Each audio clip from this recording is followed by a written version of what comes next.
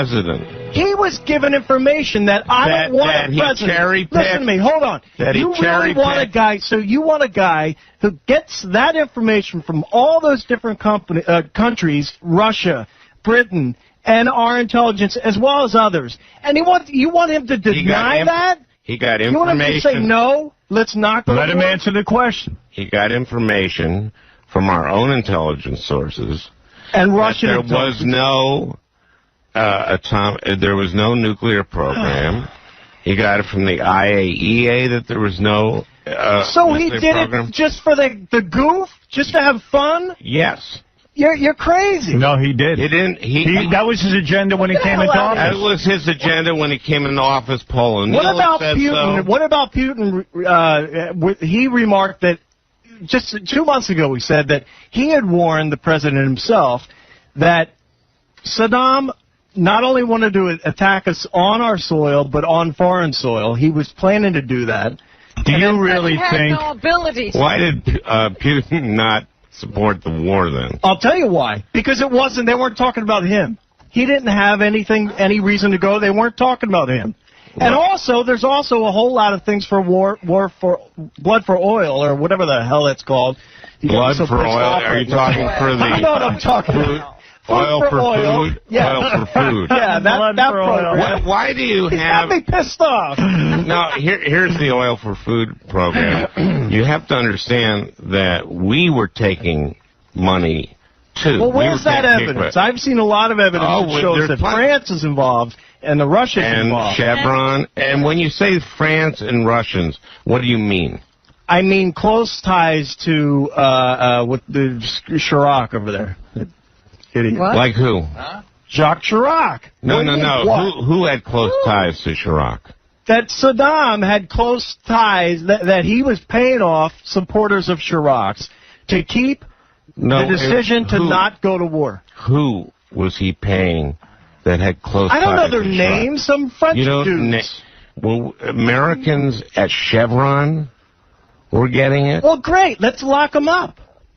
Where are they? Why aren't you concerned about that? I am. This big UN program I am. You're all for, but yet you got bribery going on right in front of you. It doesn't mean anything to you. You know, I just said to you, guys from Chevron got it, and you said, why aren't you concerned with that? He's telling you I'm concerned about it. Good. That's how I express You're only concerned about the oil ties, because, again, oil is your problem. No, you were the one who brought up oil for food.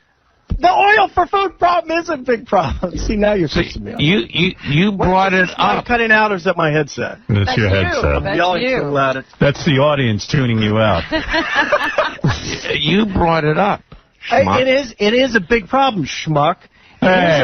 They call me a schmuck. But you are a schmuck. You're not even listening. You aren't But he's doing exactly what I always say. I've tried to call your show a number of times. I do not change the argument. You never have an argument because you have no facts. He's talking to you about wait a minute. Oil for food. You started interrupting me when I gave you facts. No, Robin, if you remember, we were talking about why we went to war. This is what you do. Not for a poll. I know. This is really amazing. What do you mean this is what I deal with? You ask for facts. He starts to give them to you. You told me he's not talking fast enough because Rush says him quicker. He told me about a poll about Republicans and how stupid they are. Let me ask you something. I'm going to make it simple. Do you think it's right that the vice president? Do you think it's right that the vice president of the United States, the former head of Halliburton, is still on their payroll?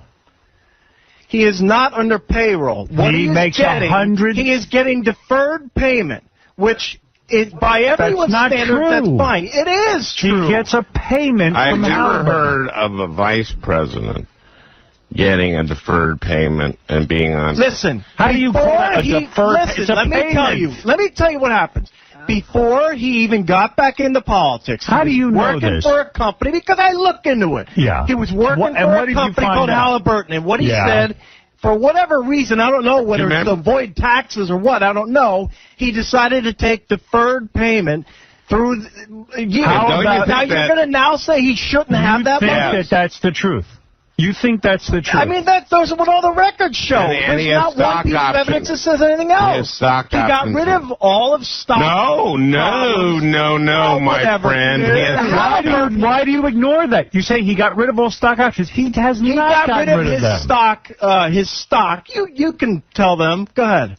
He has many hundreds of thousands of stock options or whatever. So if the price of the company of the stock goes up, and sometimes it'll go up if you get $10 billion. The Senate Intelligence Committee, they investigated it and found no wrongdoing on behalf of Cheney and Halliburton. But what are you talking about? They looked into the whole matter. And they found the Senate. Some commission, whatever, on the Senate. I love when I ask you anything in detail. It's not my job like yours. I don't follow this stuff like this. So why are you yelling at me? Because you're annoying. What? If you go... I'm annoying because I know stuff. And then whenever you don't know anything, but you know what I'm talking about. Are you saying that doesn't exist? Do I have to go on the internet, research it, and then give it to you? Do I have to? You know that they looked into I know the commission was the Mystery Commission. It was these 7 guys in mysterious costumes. Can I just give you... can I ask you something? Yeah. Remember when Lieberman asked... He's a good man. I like remember when Lieberman said to Cheney in the vice presidential debate, you've done pretty well over the last 8 years, to talk about how well the Clinton administration had done in terms of economics. Yes. And Cheney said... Despite their tax increase. Because of their tax increase. No. Oh, you think a taxing... How about the Nobel... Can I finish this thought? Go ahead. Can I finish this thought? Yeah. So Cheney said... Lieberman said, you've done pretty well over the last 8 years. And Cheney said, yeah, and the government had nothing to do with it.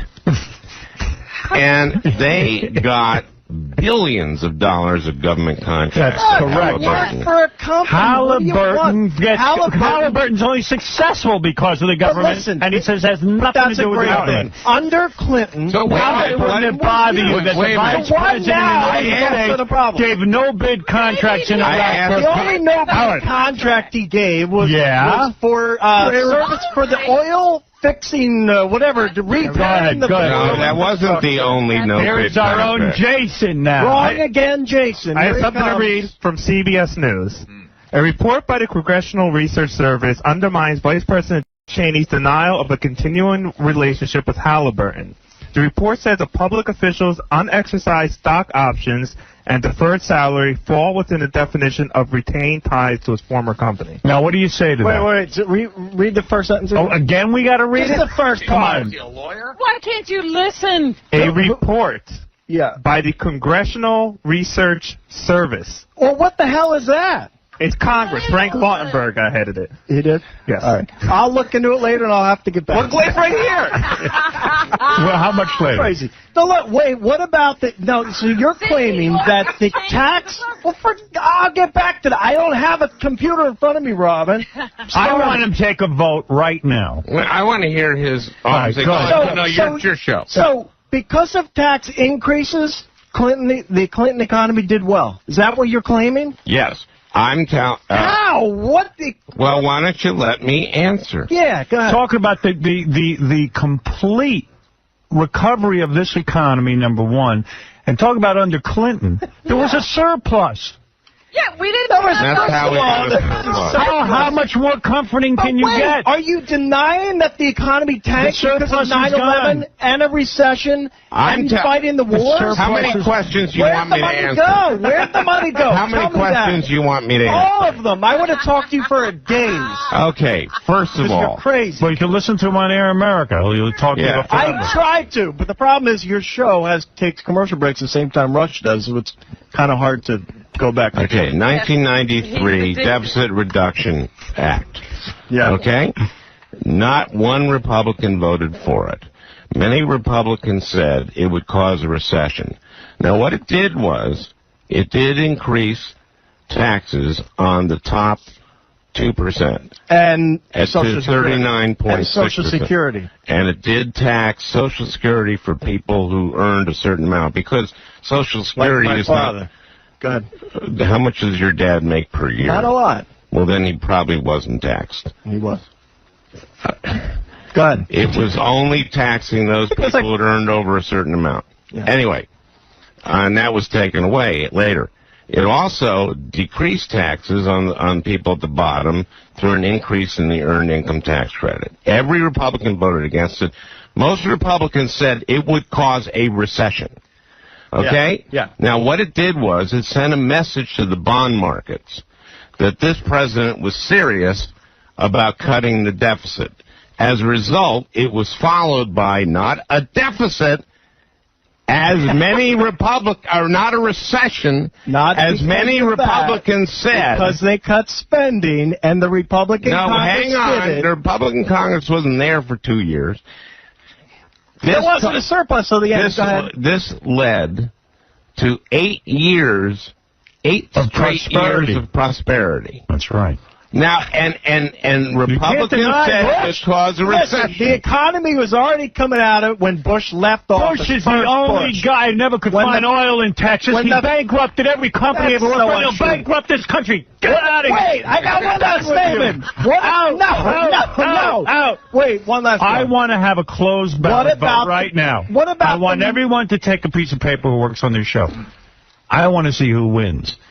Perry or Bush? Oh, please. They all. You got to be the only guy here. Follow me. They do. Nobody follows me. Making up their own mind. Because I can never seem to be making up my own mind. Because I'm just a ditto head or whatever the hell you guys say, which I don't even listen. You're a bald head. You're not a ditto head. Wait, one last thing. You just said you couldn't listen to my show because the commercials fall at the same time that Rush's do. Yeah. And then you said you only listen to half an hour. Yeah, that's true. What's wrong with part of that isn't? I don't get it. On my way home, it's about 45 minutes. Oh, I see. Okay. So anyway, hold on. Wait. What about the Nobel Prize winner last week saying that the Clinton tax cuts actually hurt the economy? It would have done even better. That's why we had that surplus? It would have done even better. Surplus. No. Who did badly under Clinton? Not you. Okay, well, I'm not doing badly now. I'm doing better than I was under Clinton. And so are you, by the way. So are you. That doesn't mean much of anything. Errol Flynn did better during the Depression. Yeah, right. I mean, it's a ridiculous point. A guy who makes $20,000 a year is doing better under Bush right now. His tax cuts are almost Oh, boy, is that wrong. Listen, the economy taxed. What, because he got $400 back? And he lost his Medicaid coverage for his kids. He lost his Medicaid coverage for his kids, his state. Get out of here. Well, we spent more money on Medicaid and all that stuff. Get out of here. No. The funding has just died away. And education, I guess, the funding's died away, right? It's up 53% under Bush. It's all a bunch of crap. It isn't up 53%. It is, too. No, it's up 43%. Good. But whatever. Well, why do you say... Why are you angry? It isn't the same thing, you... It's because my point was not 53. My point was it went up a lot. Scott. Yeah, but You have no facts. You have nothing. Dude, you have nothing. Like I said. But let me tell you something. Your argument is, I'm doing better. That's it. No, it's not. No. Listen, he created an unfunded mandate with No Child Left Behind, which is the most ironically named piece of legislation since the 1942 Japanese Family Leave Act. What do I hold in my hand? Why do you interrupt me even when I'm telling a joke? Here's the point. I don't even hear you. Jason, what do I hold in my hand? Are these everyone's ballots, except for ours in here? Wait a minute. I don't care. That's everyone in the office wrote down who they're going to vote for on election. Everyone. Interns, too? Interns. Everyone that was in the office. There's about 10 of them there. I got to see if there's anybody else with you. I don't care. I'm the only one on the planet. You know what? Vote. You know what? Here's my vote. Vote. I want my vote. Well, you know what. I'll vote for you, dear. Here, I'll write down Bush for you. Yeah.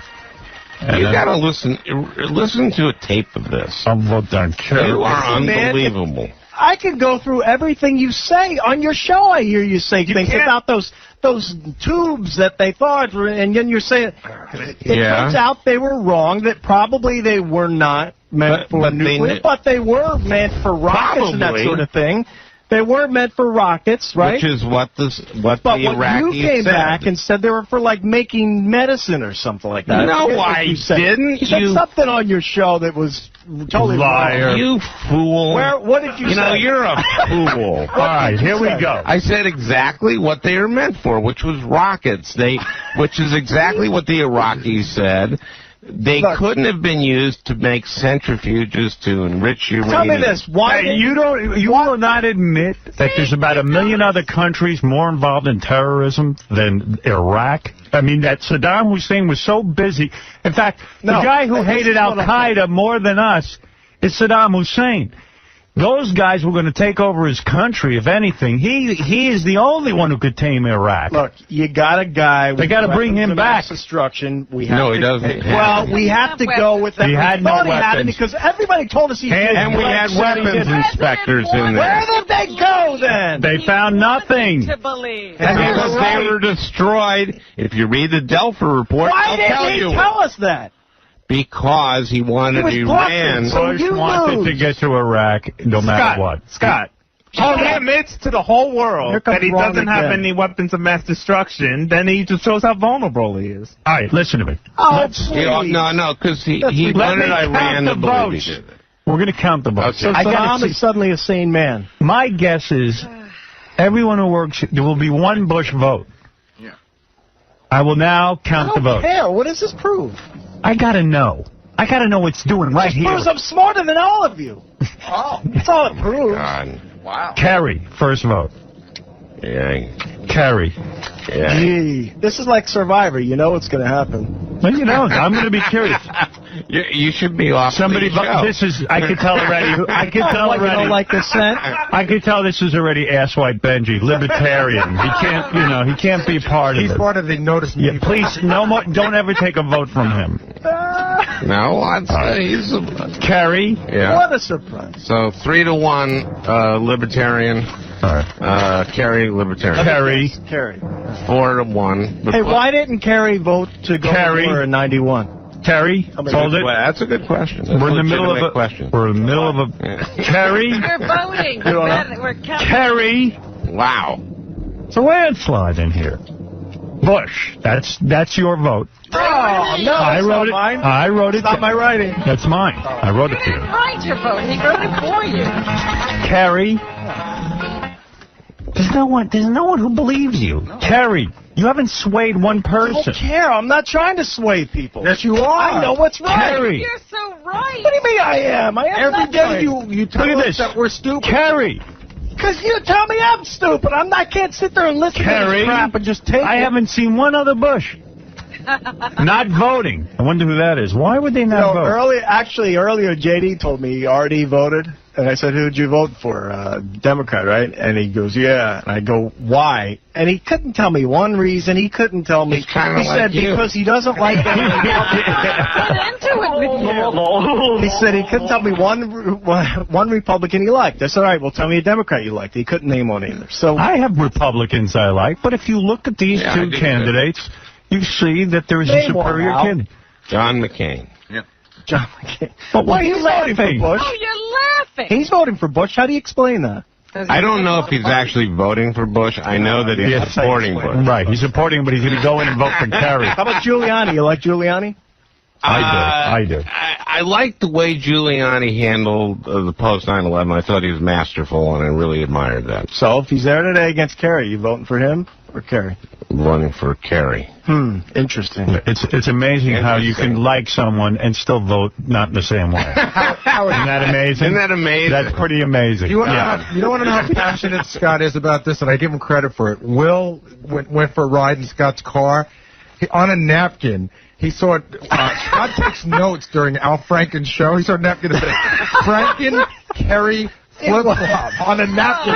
He's taking notes for no one. That was no one. For no show. No, you know what it was? 943. All right. Let's go to Eric. Eric, go ahead. You're on Jason, the air. you're boring. Get off there.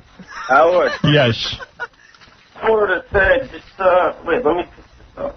Get off the speaker. I just wanted to tell you, this whole segment here is not funny at all. No, there's nothing funny about it. Nothing at all. You're absolutely right. Scott represents a huge portion of the country that is not funny. 50%. They have no sense of humor. There's nothing funny about this. Go smoke another one, you. Just to talk about the mindset we're dealing with Scott, he believes that the animals want us to run oil pipelines. Jason, that's the third time I've explained that to you, and you still have not got it right. So your logic is so crazy. What I said, we should be drilling for oil in Alaska. Because what Jason said, it's going to kill the caribou, and I said it's not going to kill the caribou. You said they like it. If anything, it could give them shelter. You said it's not going to drill for oil already. Who said this wasn't funny? Drill for oil. The bears like uranium. Sitting there making us. Let me ask you that. Why is it better to drill for oil over in let's ask you something. Why would these pipes... Why would the caribou like the pipes? Listen, because they're warm. Hey, listen, I built at my house. I built. Let's see, a deck. Hold on. Do you think black people want slavery back because it was a guarantee? I built a deck, and I also built a shed. And you know what I have now? There's rabbits living under both. So therefore, man-made items can create shelter. Is hot oil going to come bursting out of your porch? Oil does not come bursting out of the pipeline, idiot. And I've got a coal mine. Why do you care about a place none of us are ever going to see, and yet you'd rather them drill for oil in Texas? That makes no sense. The vet told me my dog wouldn't like getting banged. He was wrong about that. He loves it. Come here, Duke. All right, this has been fun, but it's enough. Yeah, it really. Vote Bush. All right. So the caribou are going to live under the pipeline. That's funny. No, other animals and all the wildlife, and sure, give some more. It's going to be like one of those Saturday morning cartoons. What do you think? Animal sanctuary. It's like when Superman came over from Krypton. He found that our sun turned out to be... Now, we could put these pipes in Alaska, and before you know it, maybe the caribou will get superpowers. There you go. Maybe life will be better. It'll be warmer. What if the and then it'll heat up Alaska. I don't care. All the ice will melt. Let them die. I want oil until we have something else. It's so crazy. I feel I'm as passionate on this as you are. This is not a totally irrational point of view. No, it's not at all. But he said the caribou will like the pipes. I'm not. I mean, that's crazy thinking. What he said I heard you say that they would die. I said they would not die. Your exact words were that the animals prefer to have us up there because the pipes not. It was a joke. 3 people heard you say it. It was a joke, and I've explained it to you 1,000 times. Well, you are a joke. All right, that was. The reality is, I wasn't here, but I'll give you the benefit of the doubt. You should write for Saturday Night Live. So I can write for this idiot. Oh, that's not nice. That's not gentlemanly. Yeah, that's okay. That's the way they are. Oh, wow. Mean. No, I'm used to it. This is the way they are. Right. Okay. You know, it's. I was up at '𝗏𝗿𝗍 College this weekend to do a Get Out the Vote rally, and there were some Bush supporters there demonstrating outside, and I invited them in to debate. Gentlemanly. And they wouldn't come in. Right. Because they're afraid of your intelligence. Well, why don't you do it? Doesn't Sean Hannity want to debate you? I actually, he will not have me on his show. Really? I had him on I thought you went on his show. No, he went on my show. Convention or something. He went on my show at the convention. He was right by me, and he sat down for a while. So that was nice of him. But I've asked to be on his show, and he won't have me. Why is that? I think he's not. I think he's afraid of having me on. Why don't we put it out there and see? I would love to do it. I'd love to do his show. I'd love to do Hannity and Combs. Talk to me about the Bill O'Reilly thing for a second, because that's another one of Scott's heroes. Is he a hero? He's your hero. It's not. Well, he's a Rush Limbaugh's all hero. These guys. Rush Limbaugh's your girlfriend. Rush Limbaugh could walk down the street tomorrow and pass right by him. I wouldn't care. I think he's arrogant. I could care less. I just think he's right. You just have to listen to him. I just think he's right, and I think a lot of things Bill O'Reilly Who is he? Right. Who is he? I don't know. Did you hear me talk about this? 75% of all people in the I didn't hear him say that, but I'm sure your guy got it wrong. Did you listen to it yourself? Is that exactly how he said it? Yeah, no, it was on tape. We played it on tape. Did he say that, or did he say, was he just talking like off the cuff, like I was a minute ago? No, he said on tape. Wait a minute. Was he saying a fact, or was he saying, I bet 75%? No, he said 75%. All right, well, then that's wrong. But I tell you, I heard this all the time. So should I listen to your show and pick out, sure. wrongs? Go ahead. Okay. Pick out one inaccuracy. Yeah. All right, I will. Al actually researches what he says. That's the shame of it. That's the difference. See, we got ours from the Bureau of Labor Statistics. He gets his labor statistics from the Bureau of Russia's ass. Right. And the problem is they don't care. The ditto heads do not care. They don't care. What about making up your own facts to fit your argument? That's what they do. I'm sure Al does. So what? No, I don't.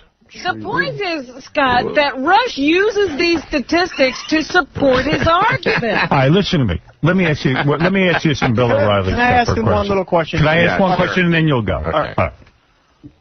So Bill O'Reilly. Yeah. All right. You don't care about scandals. You're talking about politics. You're not. You could be bashing him over the fact that I haven't been. I've been trying to take the high road on the old Franken factor. Right, because you could sit there and laugh and say, "What a hypocrite! Here's a guy who's talking about morality and he's talking about how you're a bad person." Yeah, but you know what, Howard? Yeah. You can't take joy out of someone else's suffering. Really? What are you, Jesus? As you smile. You just can't. You can't go through life that way. What about the reports in the paper that say you were having lunch with this girl who was accusing the I had dinner with her. Go ahead. Oh, look at this. You see, because these guys are going to think there was some sort of conspiracy. Like collusion or something. No, this was about, I guess, I don't know, maybe a year ago. I can't remember how long ago it was. And I remember I was trying to figure out, she warned me about him threatening me to her. But what happened was... What was his threats? What was he saying about you? What was he going to do? In the complaint, I don't know if this is true, this is her complaint, that he said something about... we're going to get Franken. We're going to get Franken, and they're going to come to my door, and my life will change. So I know. He's trying to be a big man, probably in front of the girl. Yeah. Maybe he doesn't have a big... This way it looks like. Right. Yeah, okay.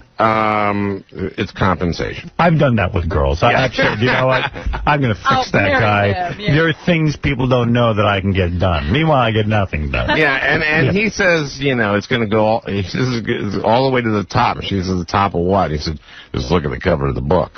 Right. And it has, President Bush and Vice President Cheney are going to, come after me. Anyway. Okay. And by the way, just for the record, do you agree with O'Reilly that she should use a vibrator? I'm very agnostic. You don't care about any of that? On that. All right, go ahead. Jeremy Glick is this kid who lost his father in the World Trade Center. And he's kind of lefty, and he had signed a anti-war petition about Iraq. And O'Reilly was mad about that and had him on the show. Okay. And he had the kid on the show, and long and short of it is he didn't agree with the kid, and he told the kid to shut up, and then turn off his mic. And then it was reported in Harper's that he told the kid, tear you to effing pieces. Right. What's the matter, sir? Okay. And so that's what O'Reilly said to the guy, according to Harper's. Now, he hasn't denied it. O'Reilly hasn't. He was on Terry Gross, and he said, and I had written about this in the book, and I knew the entire transcript of the show. Terry Gross brings this up, and O'Reilly goes, did you read the transcript? And she said, well, I read the transcript in Harper's. Well, that's not the whole transcript. That's just like liberal media. Take it out of context. If you read the whole thing, you'll see that this kid said that Bush 1 and Bush 2 orchestrated 9/11. And he did nothing of the sort. Nothing of the sort. And then he says, And, of course, being a journalist, I had to ask him if he had any proof. And he didn't. Which is, that's smearing these guys. Okay? That's libel. All right? Okay? All right? So, and then now I get an email from Jeremy Glick, this guy whose crime was losing his father in the World Trade Center. They have his thumb. Right. They have the dad's thumb. That's all they have. And he's a PhD student at Rutgers. And the only way he makes any extra money is by writing. And he says to me, O'Reilly's been saying this on his radio show. Now he said it on Terry Gross.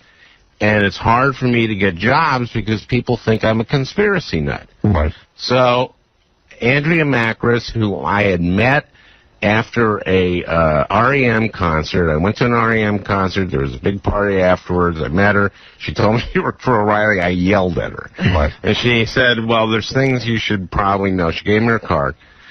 When this Jeremy Glick stuff started happening, I called her up. We met for dinner. So I was begging her to tell O'Reilly to stop smearing this kid. Right. Because and that's really why we had dinner. And then she told me about his threats against me. And she told me, I can't talk to the guy. I won't be able to talk to the guy. He won't listen. Did she ever bring up sexual harassment? No comment. Really? Why no comment? Going to be a witness? Well, just, I don't, I don't know. The point is that she said there were some things happening there that weren't the most savory. Really? Yes. And I just said, well, look, and then I actually kind of encouraged her to leave and go to someplace else. And she was thinking of leaving and going to CNN. And that's the last I saw of her until I showed up at CNN to do the Paul Zahn show, right, where she was a producer. Right. And I said, hi, and da-da-da. And then the next I saw her was at the Republican convention this time, and she was on the floor for O'Reilly. And I was very surprised that she was back at O'Reilly. Considering what she had told you at your dinner about harassment. Well, she... I mean, a little bit that, but she was not happy with, she said some good things about the work environment at Fox. She said that at CNN, people tend to lock up their Rolodexes at night. They went through a lot of producers on Paul Zahn's show, and that at Fox, people don't lock up their Rolodexes, and producers are supportive of each other. So that aspect of the climate at Fox, she seemed to like. Right. But that's about the sum total of all our meetings. And I guess the guy at the restaurant who owns the restaurant where we had dinner made... and, of course, the Post has been doing everything it can to smear her. Yes. Which is exactly sort of what O'Reilly says in the complaint. And again, this is her complaint. I don't know if it's true. But, in it, O'Reilly says he will destroy any woman that comes after, and Fox will, and, right. How about where I read that he invited her back to her room to watch something, and she went. And she went. I mean, why would she do that? I think and nothing happened, I think. All I can say, I mean... It makes her case look bad. Well, this is what I think. This is when she was still working at CNN. And I think she's looking to get out of CNN and go back to Fox. Right. So I think this was, I can't speak to that any more than that. I mean, women in this field have a limited number of places to go. And she wanted, she wanted to go. Oh, what are you owing about? Can the man Poor speak? Women. Oh. What about at the Franken factor? The women are treated well, though, right? At the Franken factor, the women are treated well. What does that mean? Women have limited places to go. That's crazy. Well, just as many places to go as guys do. Come on. In 24-hour cable, you're probably right about that. But people have a limited place to go in that field. It probably doesn't make her case look good to say that she was being harassed by Bill O'Reilly and then go to a room with him and watch TV with him. You're absolutely right. So we don't know. But we know Al went to dinner with her. And we know that part of her complaint was that Al is being singled out because they're going to get him. Yeah, she sort of warned me about that. And Al is attacked constantly in the Post. Well, come on. Yeah, they sued me. The News Corp sued me, and so we're not that friendly. Well, I think Al is great. I want to plug the Al Franken show, which is called the Al Franken Factor. No, it's now the Al Franken. Oh, it is? You dropped Al Franken? We dropped the Al Franken since O'Reilly got in trouble with the girl? No, we dropped it after he wouldn't sue us. I like you're right, you wanted to be sued. You were baiting him. We were trying to, and as, fool me once, shame on you, fool me twice. He wouldn't do it again. Now it's just a factor. The Al Franken Show, weekdays from noon to 3 on WLIB, 1190 AM in New York. You can listen to that, and I think you get a lot of good reasons to vote for Kerry. Absolutely. And which is a good thing, which is something we need desperately. And for additional time listings, go to AirAmericaRadio.com. Thanks, Howard. And it's always great seeing you. And pick up Al's book. I'm trying to think of the last one that I read. Was Lies. Yeah. Great book. And, Scott, I don't know what to tell you, man. You're the only one. Scott, maybe at some point, maybe it'll be after the election, because I have a lot of time, we can sit down, have, lunch, so we don't have to yell at each other. Yeah. Or whatever, dinner or something, and we can calmly discuss this stuff, because it seems like every time I bring up something that is fact-based, there's sort of you yell. Yeah, you yell. And I've just never seen an election like this. It pisses me off that daily there's another thing that comes out that is just so crazy. All right, we'll continue this at lunch. And Bush is very, very guilty of that. You have to admit that. Well, all right, okay. This is it.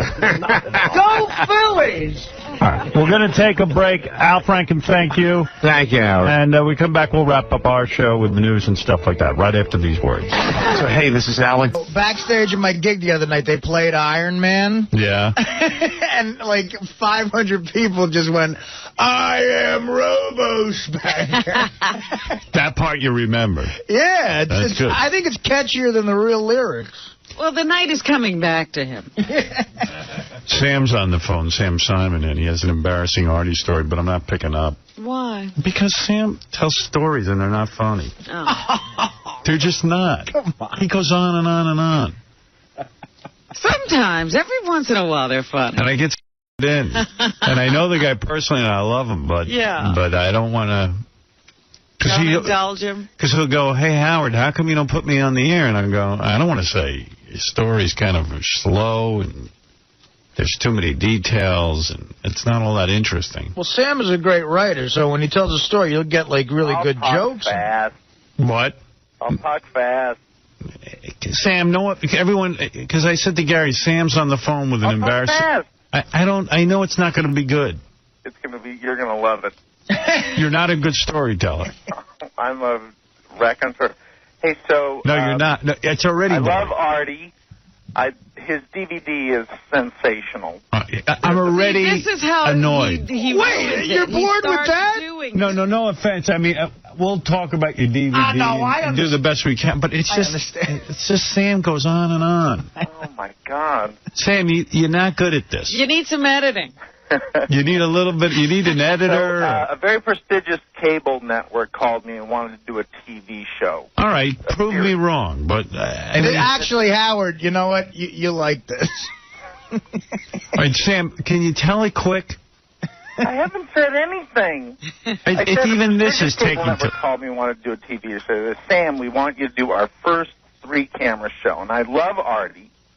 So I went in and I pitched the Artie Lange show, and we talked about Artie. We talked about him. We talked about anecdotes that people have heard from the show about him pooping his pants and his drinking and his gambling, all that stuff. We pitched a story out. There was a kind of strange tone, but I left a copy of the new tapes, the DVDs, and I got a call back, and they said, listen, Sam, we love you. We love your series. We love the story you pitch. We love the characters. This is true. They said that we just have one problem. I said, what? They said, can someone else play Artie? All right, that was a good one. All right. All right, Sam, you redeemed yourself. Okay. Thank you. Sam Simon. They were very offended by the DVD. Is that right? Yeah, very. Like to the point where I think I'm not allowed at this particular place anymore. Why? Chris Rock does dirty material. Yeah, but he gets away with it. Yeah. This was like... He's lucky. He's black. Well, I mean, it's not that. He's hilariously funny, but Well, so are you. I don't think that they appreciated my political incorrectness. I see. How about the Artie Lange show starring Janine Garofalo? What do you think of that? Yeah, I mean, well, you know, what the hell? Why can't I play me? Anyway, let me just take a couple of phone calls, and then I'll get to a couple of things I've been waiting to play for you. This is John. Hey now. Hey now, John. What's going on?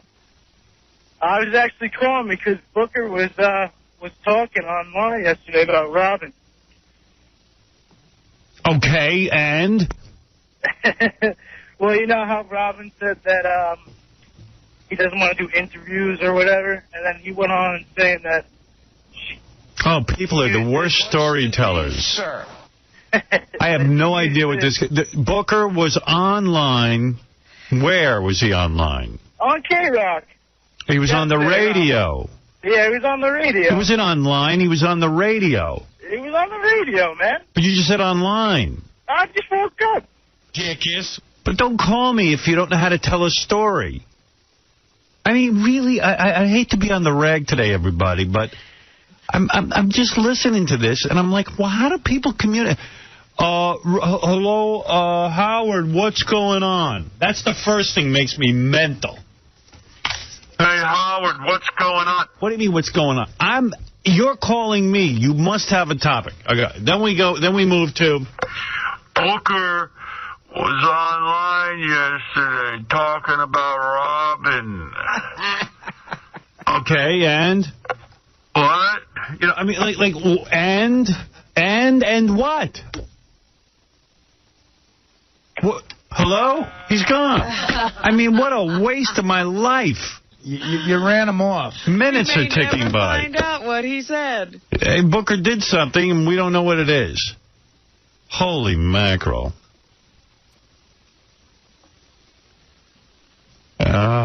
Yes, John. Howard. Hi, John. Hey, Howard, what's going on? Listen, Howard, I just wanted to ask you a question about the satellite radio thing. I just want to know, is it going to be completely censored? I mean, are you going to be able to say whatever you want? I mean, not going to be a guy like Tom there pressing a button or anything. No. That's why I'm going there. There's no... Completely craziness. It's going to be the Howard we want. Well, listen, it's going to be the Howard that Howard wants, not the Howard you want. I don't know what you're looking for, what kind of Howard you're looking for. I'm looking for a show that's just completely... Uncensored, yes. That is what I am allowed to do. It is. If you listen to it, they have shows on there now that are completely uncensored. They have, I could do whatever. The only censorship, if you will, is, of course, you can't libel someone. You can't slander someone, but that's the rules for every broadcaster. Well, that's okay. That's okay. And Howard, you're taking everybody with you, right, Howard? Yes. And Howard, unfortunately, this costs a lot of money, right? Like $500 or something like that. I mean... No, that's wrong. Oh, okay. I'm not trying to do a commercial. Anybody who wants to come over with us, great, man. I'd love to have you there, and that's it. Well, I got to be honest with you, Howard. When I'm calling you from Florida, and when Clear Channel took you off the radio here, it was pretty devastating. I mean, if you think the 4 Category 3 hurricanes were bad, I think this was a lot worse. Yeah. Well, it was pretty bad for me. Yeah, well, you know, I thought they should have had a theme for the 𝗏𝗏𝗏 listeners. You know, that's how I felt. You know. All right, I gotta move along. All right, Howard, I love you. Love you too. Thank you. Okay, bye-bye. Just don't want to spend any time with you. Well, it's enough. I'm finished. Yeah, Gary said that he was in with Tom yesterday preparing best of, and he said it was so bad. He was going to call me, but he doesn't want to bum me out. And you know what? Here's the deal. I don't want to do this every day. I don't want to do best of anymore. But I don't want to do this every day. Like, I'm not sitting, you know, Tom and I both agree that it's a horrible situation. You know what I mean? Yeah. Well, you know what, though? That excuse is running thin. I just am sick of my fellow broadcasters saying that I should stay on a sinking ship with them and stay here on regular radio when, they keep cutting down my markets, keep cutting off my money, and also keep cutting off the show. Most importantly to me is to be heard, and to be heard the way I want to be heard, and it's not happening anymore.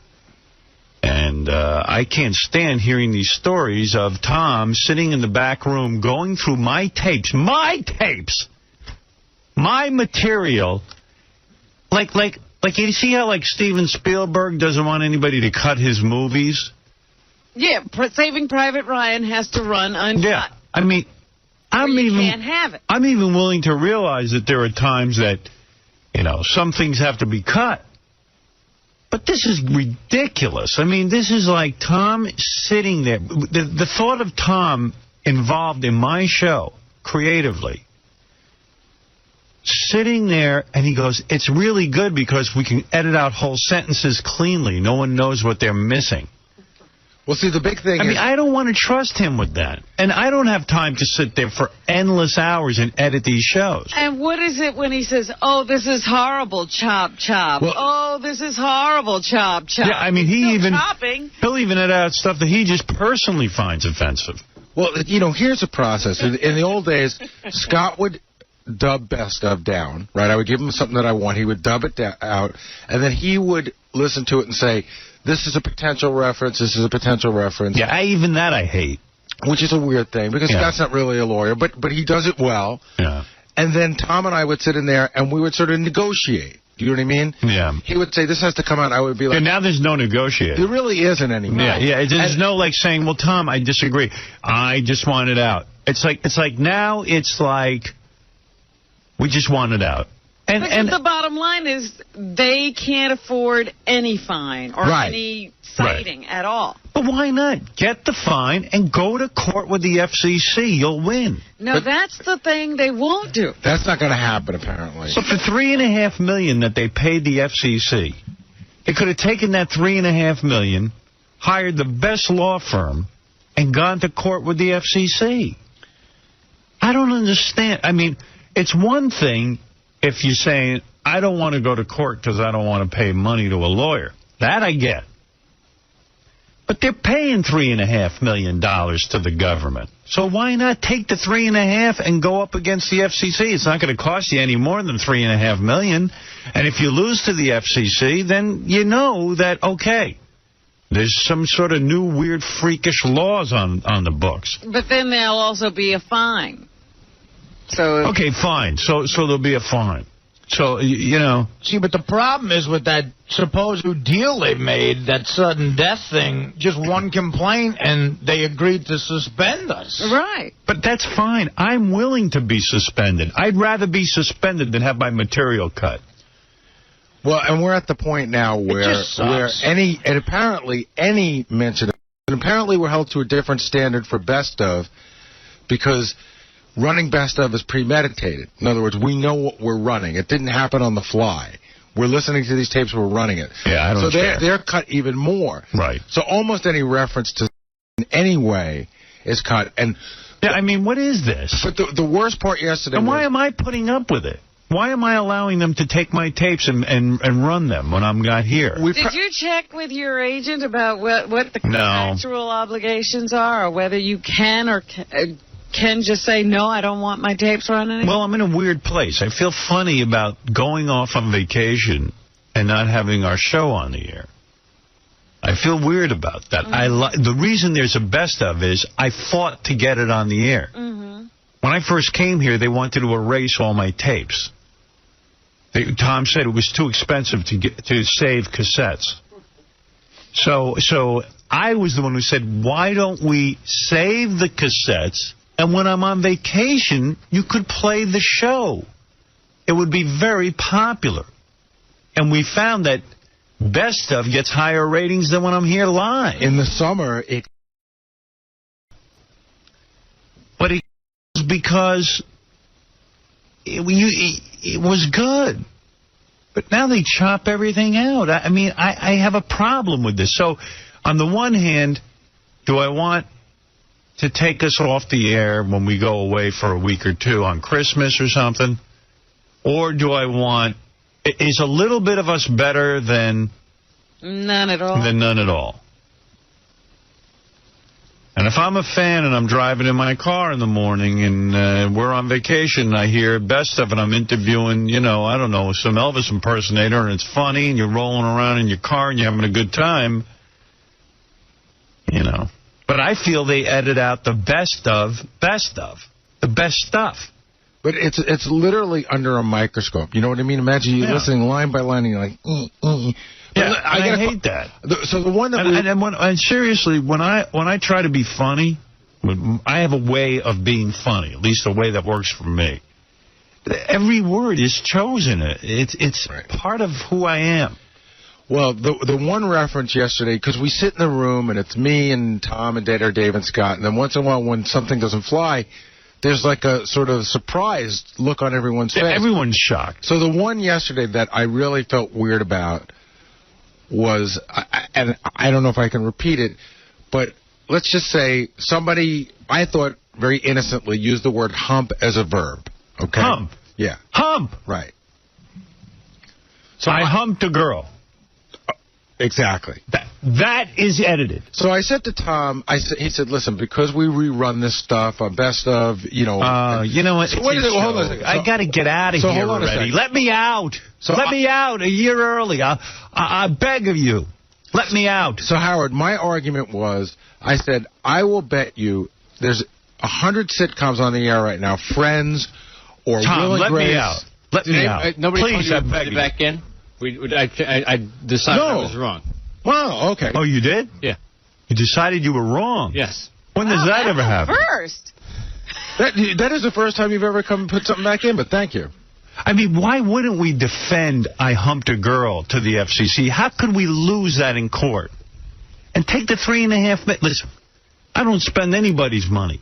But if you're spending $3.5 million in fines and admitting guilt, which this company did, which sickens me, that they have to admit guilt. But it was not.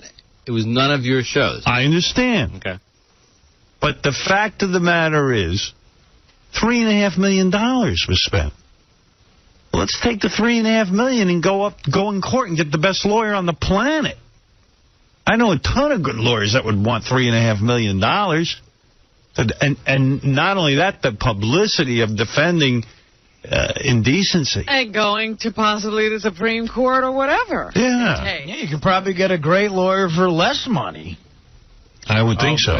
Legal field, you have no idea how quickly those fees run up. Well, when they see it's Viacom. $800,000 an hour for for these top lawyers. But and by the way, let's find a realistic lawyer in the future, because I got news for you. These lawyers all see it's Viacom, and there's no way on the planet they get that much money. But you're right, though. It's a lot of guys will do it for the high-profile aspect of it, too. You know, money and publicity. Yeah, I was going to say No, there's not too many lawyers out there who want to take this kind of thing on and not get paid. They want to get. We give them $1.5 million. Believe me, they'll be satisfied. There's power and fame, though, Tom, especially. I know, I understand that, but I think you're wrong. If you win this case, you're set for life as a lawyer. Yeah. You're the guy. You're effing Bailey. But you know, the other thing, Howard, is that I'm editing myself now, and even what I choose to present as best of. I know. I hate the whole thing. And there were a couple of bits that we just looked at the titles yesterday, and they just went away. Let me out. Let me go. No more. Please, I'm begging you. You got your new morning show. Come on. Come on. Yeah, come on. There's got to be. Mark Harris? The Mark Harris show. I gave it to you, yes. Anybody. Come on, Tom. We could be at the bar by 8 o'clock drinking. Let's call it a day already. This is ridiculous. What a mouth. Well, that's ridiculous. What a mouth. Where's that drop come? Getting to be ridiculous. I mean, really, let's go already. I'm ready to start. Something new. This is bogus. But even if they let you go, doesn't guarantee that they'll let you start. I'm not the god morning zoo. I'm not. I don't want to be the morning zoo. We don't want to blow the 5 o'clock whistle. I want to make a dedication to you got the song Warren Zevon. You got Warren Zevon's last album that he did when he dropped. I believe I do. Go get that. Read my thoughts. Are you talking about the song "Keep Me Close"? A little while. Keep me in your heart for a little while. I want to. Yeah. It's gonna be touching. I'm going to make a dedication to my audience. Because I have to take a commercial break anyway, and this will be nice. I smell, that's it. No. I smell the beginning of the end. Are you really true about that? Yes. Really? Yes. This is going to come to a head. That is depressing. Yeah. What do you think, what's your timeline? When is the end? Do you see it close, or is it a little bit further away? What do you see? I see a few more months at the most. Really? Yeah. That's why I'm not making any long-range plans, like going back to Vegas this year, or... I had this dream that for our final year on the radio here, through free radio, as you call it, terrestrial radio, I thought for the final year, we would have a big party, a big celebration. I would go to each of our radio markets, appear live for a week, hang out, and make it like, wow, we were here 20 years, #1 in most every market. We as an audience, as a show, we bonded together and we created radio history. There is no doubt. And you go to see everybody to thank them. Right, like a thank you. Free shows, whatever. People would go nuts. We would have a great time. We'd bring some rock bands with us, and just have a big celebration of the fact that for 20 years, despite the government, despite, the religious groups, despite sponsors who like McDonald's who want to bust my balls, despite everything, against all odds, we prevailed. We did. We prevailed. And the show flourished, even in light of the FCC. And let me tell you something. We've had some knockdown, drag-out battles. In spite of being fired from NBC, DC 101, the show continued. Everybody managed to stay together. And we became a family of sorts, I'm not going to get all gushy here and say that we're like a family like your mom and your dad, but a family that gets together every morning for 4 hours, that's pretty impressive. Most families couldn't take each other for 10 minutes. Yeah, think of the holidays coming up in that pit in your stomach. Yeah, and despite that I had my off days, though they were few, we managed to, all stay together. Gary, you got that song that I need? Where'd he go to get it? I think he went to another radio station. Don't you have that download thing anymore? On that computer? I don't want to go further with this unless I have my song. Yeah. Where'd he go? He's gone. Fa-fa. Fa-fa. Fa-fa fro-hi. Fa-fa flony. Can someone come in here and tell me where we're at with the song?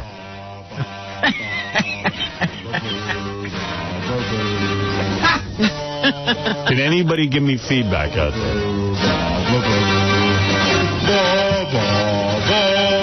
Apparently there's no one out there.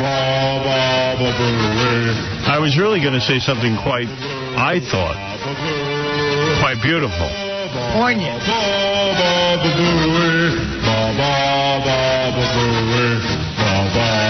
Can someone... Yes? Howard, I'm in the back office. I'm trying to get the CD. We have a bad problem with storage. I know where it is. It's in the locked cabinet. I got to find the key. I apologize, but I'm looking for it. Well, who has the key? It's in Anne-Marie's desk. I got it. We're opening it up now. I'm trying to see if the CD's in there. It's not at my fingertips, you know what I mean? I got it at my apartment in Jersey, if that's quicker. Thanks, Artie. Your help. No, but open up the desk. What makes you think it's in someone's desk? No, it's a cabinet. We keep locked cabinets because people were stealing all the CDs. Lovely. You know what happened? What would happen is I had all the CDs on the wall. Don't you have a music system? Yeah, but that's not part of our music system. You had all the CDs in the wall, and people would just go in and take whatever they want. But they wouldn't steal the CD cases, so they'd be there forever. Then when you need it, you'd open it up, and the CD would be gone. That's great. That's something. You know, instead of editing my show, you think Tom would be putting a lock on our CDs. Well, it's funny you mention that. We just, after years and years and years, we got the approval. We ordered cabinets. They'll be here in a couple of months. A couple of months when I'm gone. I know. I mean, it's so Keep ludicrous. things from walking around. Well, you go in and you tell the general manager things are walking out the door. It takes him a couple of months to find a cabinet. So I'm looking for the key now to get in the cabinet. All right, you know what? Forget that. Forget what I was going to say. It's not worth it anymore. I had a moment. What about this music system we have on computer? Yeah, but that's all. Vinny gave us all old music. The new music isn't on there. This was released like 4 or 5, 6 months ago. The new music isn't on there. Yeah, but the new music isn't on there. No, there's no new music on there.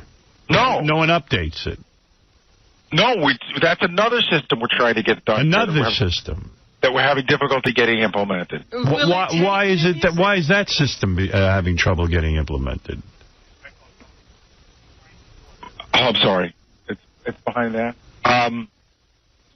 Because you'd have to burn it and rip it into yet a different system, and we don't have enough memory.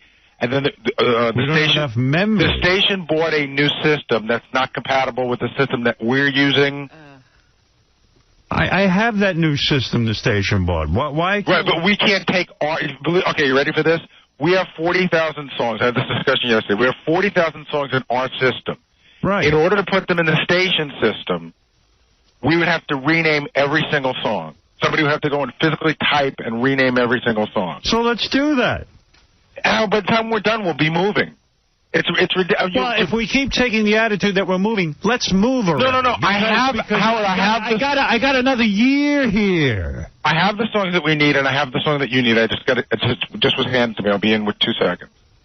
Now I'm in a foul mood. Not in a sweet mood, you were. Yeah, I was in a sweet mood. I was feeling emotional, and now I'm not. Oh.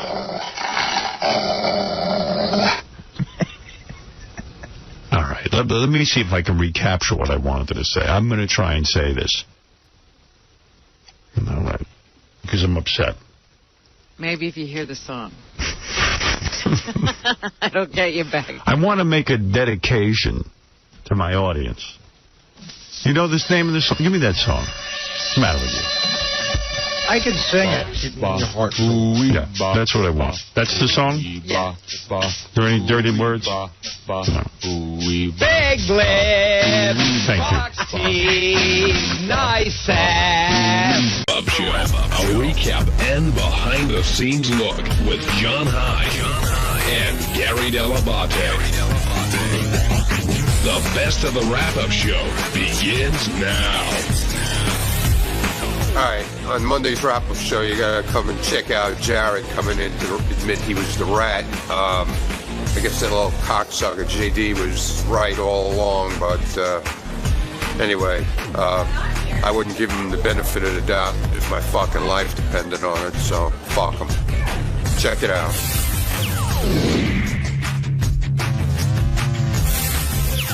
Vic in L.A., you're on the wrap-up show. Yo, what's up, fellas? Hey, Vic. Hey, yo, last year, Halloween, JD's vibe was so correct, on point about Jared. Well, how so? How so? He called him out. He had something about Jared did not sit right with JD, so he called him out on it. And this came to fruition a year later, Halloween. So, wait, Vic, I want to get this straight. I'm not interrupting. You're saying that because JD thought that Jared was arrogant a year ago on Halloween, that it leads to him lying? Yes, he's an arrogant, lying fuckface. Well, the arrogant, lying fuckface is sitting right here. Jared, have you been getting a lot of this type of feedback ever since your admission? No. Actually, a couple people have said that they understand where I was coming from, that I wasn't trying to sell JD out or anything like that. I was trying to protect Ronnie and get ahead of it and make sure there wasn't any problems for him. But do you feel bad the way you reacted when JD accused you? No, I mean, to be 100% honest, it was, I still, feel the way I did, that JD didn't have any evidence. He didn't know anything, so he threw my name out because I know he doesn't like me, and he knows the relationship I have with Ronnie. That upset me that was his reasoning behind it. I understand, if you take a step back, it looks kind of crazy for me to say that because, in fact, he was right, but, He was right for the wrong reasons. Yeah, I know it sounds weird, but I was upset that, he was immediately going to me because JD doesn't like me. But, I mean, no one else really had any evidence of, like, Richie Wilson or Brian Fan, and they were throwing those names out, so yeah, I can't be the only one for speculation. But the one thing I will say with Jared that I understand was we threw those names out, we discussed it, then it went away. Every time Howard tried to say it wasn't Jared, you steered it back like 3 different times. Listen. When Howard said, I don't think it could be him, and you go, well, here's why I think it's him. Because I get cookies. And no, it wasn't that. It was the office environment that day, and just I knew I knew, and that's all I can say. I mean that's all I had an instinct. And I went with it, and I was right. I don't know what else to say. I wonder how You're exuberant today. I'm not exuberant. You're bubbling over. No. I have to tie my shoe. I wonder how everybody else who was accused is feeling today. I mean, Gary, you basically said Tim did it. And it turns out that he's innocent. I know Goodstein, Phelan, Gary Richie Wilson. Tim confessed to him. Tim said to me, maybe I'm getting it that he spoke to Ronnie after it came out. But when we were sitting in this meeting, he said we're all one big family. We have to stick together. That's why I called Ronnie that day and talked to him about the email. And I thought that was him saying it. So it's not. I mean, I apologize, Tim. I'm sorry, Tim. I mean, are the falsely accused reacting at all? Are they? Is there any "I told you so"s, or is anybody? Well, first, Jared, you're here. I mean, is anybody giving you a hard time? No. Everyone's been supportive to your face. Yeah. Yeah. I mean, there hasn't been anyone that's a lot of people left this off and said that it got carried out of hand and they thought it was crazy. Yeah, Howard was disappointed that you actually told him, not because he wanted it to go on and on. Go ahead. You go. When I walked up I didn't want to come up on the wrap-up show on Thursday because I wanted to go directly to Howard.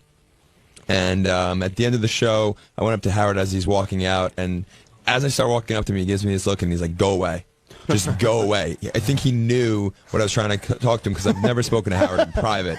And he's like, "Just leave." He actually said, he's like, "No, Jared, just go away." And I'm like, "Howard, I need to speak to you." Do you think Howard wanted Jared to go away, or do you think that he actually knew it could be Jared? I think Howard just wants to get from here to the elevator as quickly as possible, and nobody's slowing him down. Hey, Jared, at what point did you tell Ronnie, because this was always kind of confusing to me, don't tell anyone who told you? The day you called him, right? Well, no, you know what? It wasn't like don't tell everyone. When I spoke to him on Friday, I said, just between me and you, it's kind of sensitive, and I don't know really how far I should go with this, but I was kind of concerned with him bringing it up in terms of the company being upset with me. Right. It wasn't about. I never thought at any time it was going to be Howard upset about it. I just, I thought that because of the sensitive environment that we work in with HR, interns, and everything that's going on right now in the corporate world with interns, I thought it was best to keep Ronnie out of this. Now, during the week, Ronnie's really twisting in the wind, Jared. Tuesday, Wednesday, Thursday goes by. Were you like dying to get out there and say it's me? Were you holding, like, what was going through your head as this was sort of unfolding on the air? I was sick to my stomach because I felt horrible that it was happening to Ronnie. I spoke to Ronnie, and Ronnie told me, don't worry, it'll be fine initially. He's like, I can deal with it. And so you guys had discussions about it as it was going on during the week? Yeah. Like, where would you guys discuss it? Like, in the halls? Like in private? Like, where would you? Yeah. I mean, in my office. Did you confide to anyone else here? Did anyone else know about it? No. I actually even lied to my father, who's a huge fan of the show. And he called me and was like, wow. Everyone was impressed by your lying. My father called me and was like, you're not the rat, are you? JD, I'm like, now no, you can have Dad, a new dad. Jason Kaplan now joining us. I was actually listening to Jared's lying tape now, the one where he denied everything. Jared definitely has to tell. When he says honestly in front of something, that means he's lying to you. Everything was honestly, I didn't do this. Honestly, I had no idea. But he said that here, but he always says that. Yeah, I don't know. Maybe he's still lying. I always say that even when I'm... I want to throw something at you because I think it's interesting. First of all, I get accused a lot of, being blind to people, but I have no issue with Jared. I think I understand why he did it. I think I understand why he would deny he did it at the beginning, thinking it wouldn't turn into what it was and it would go away.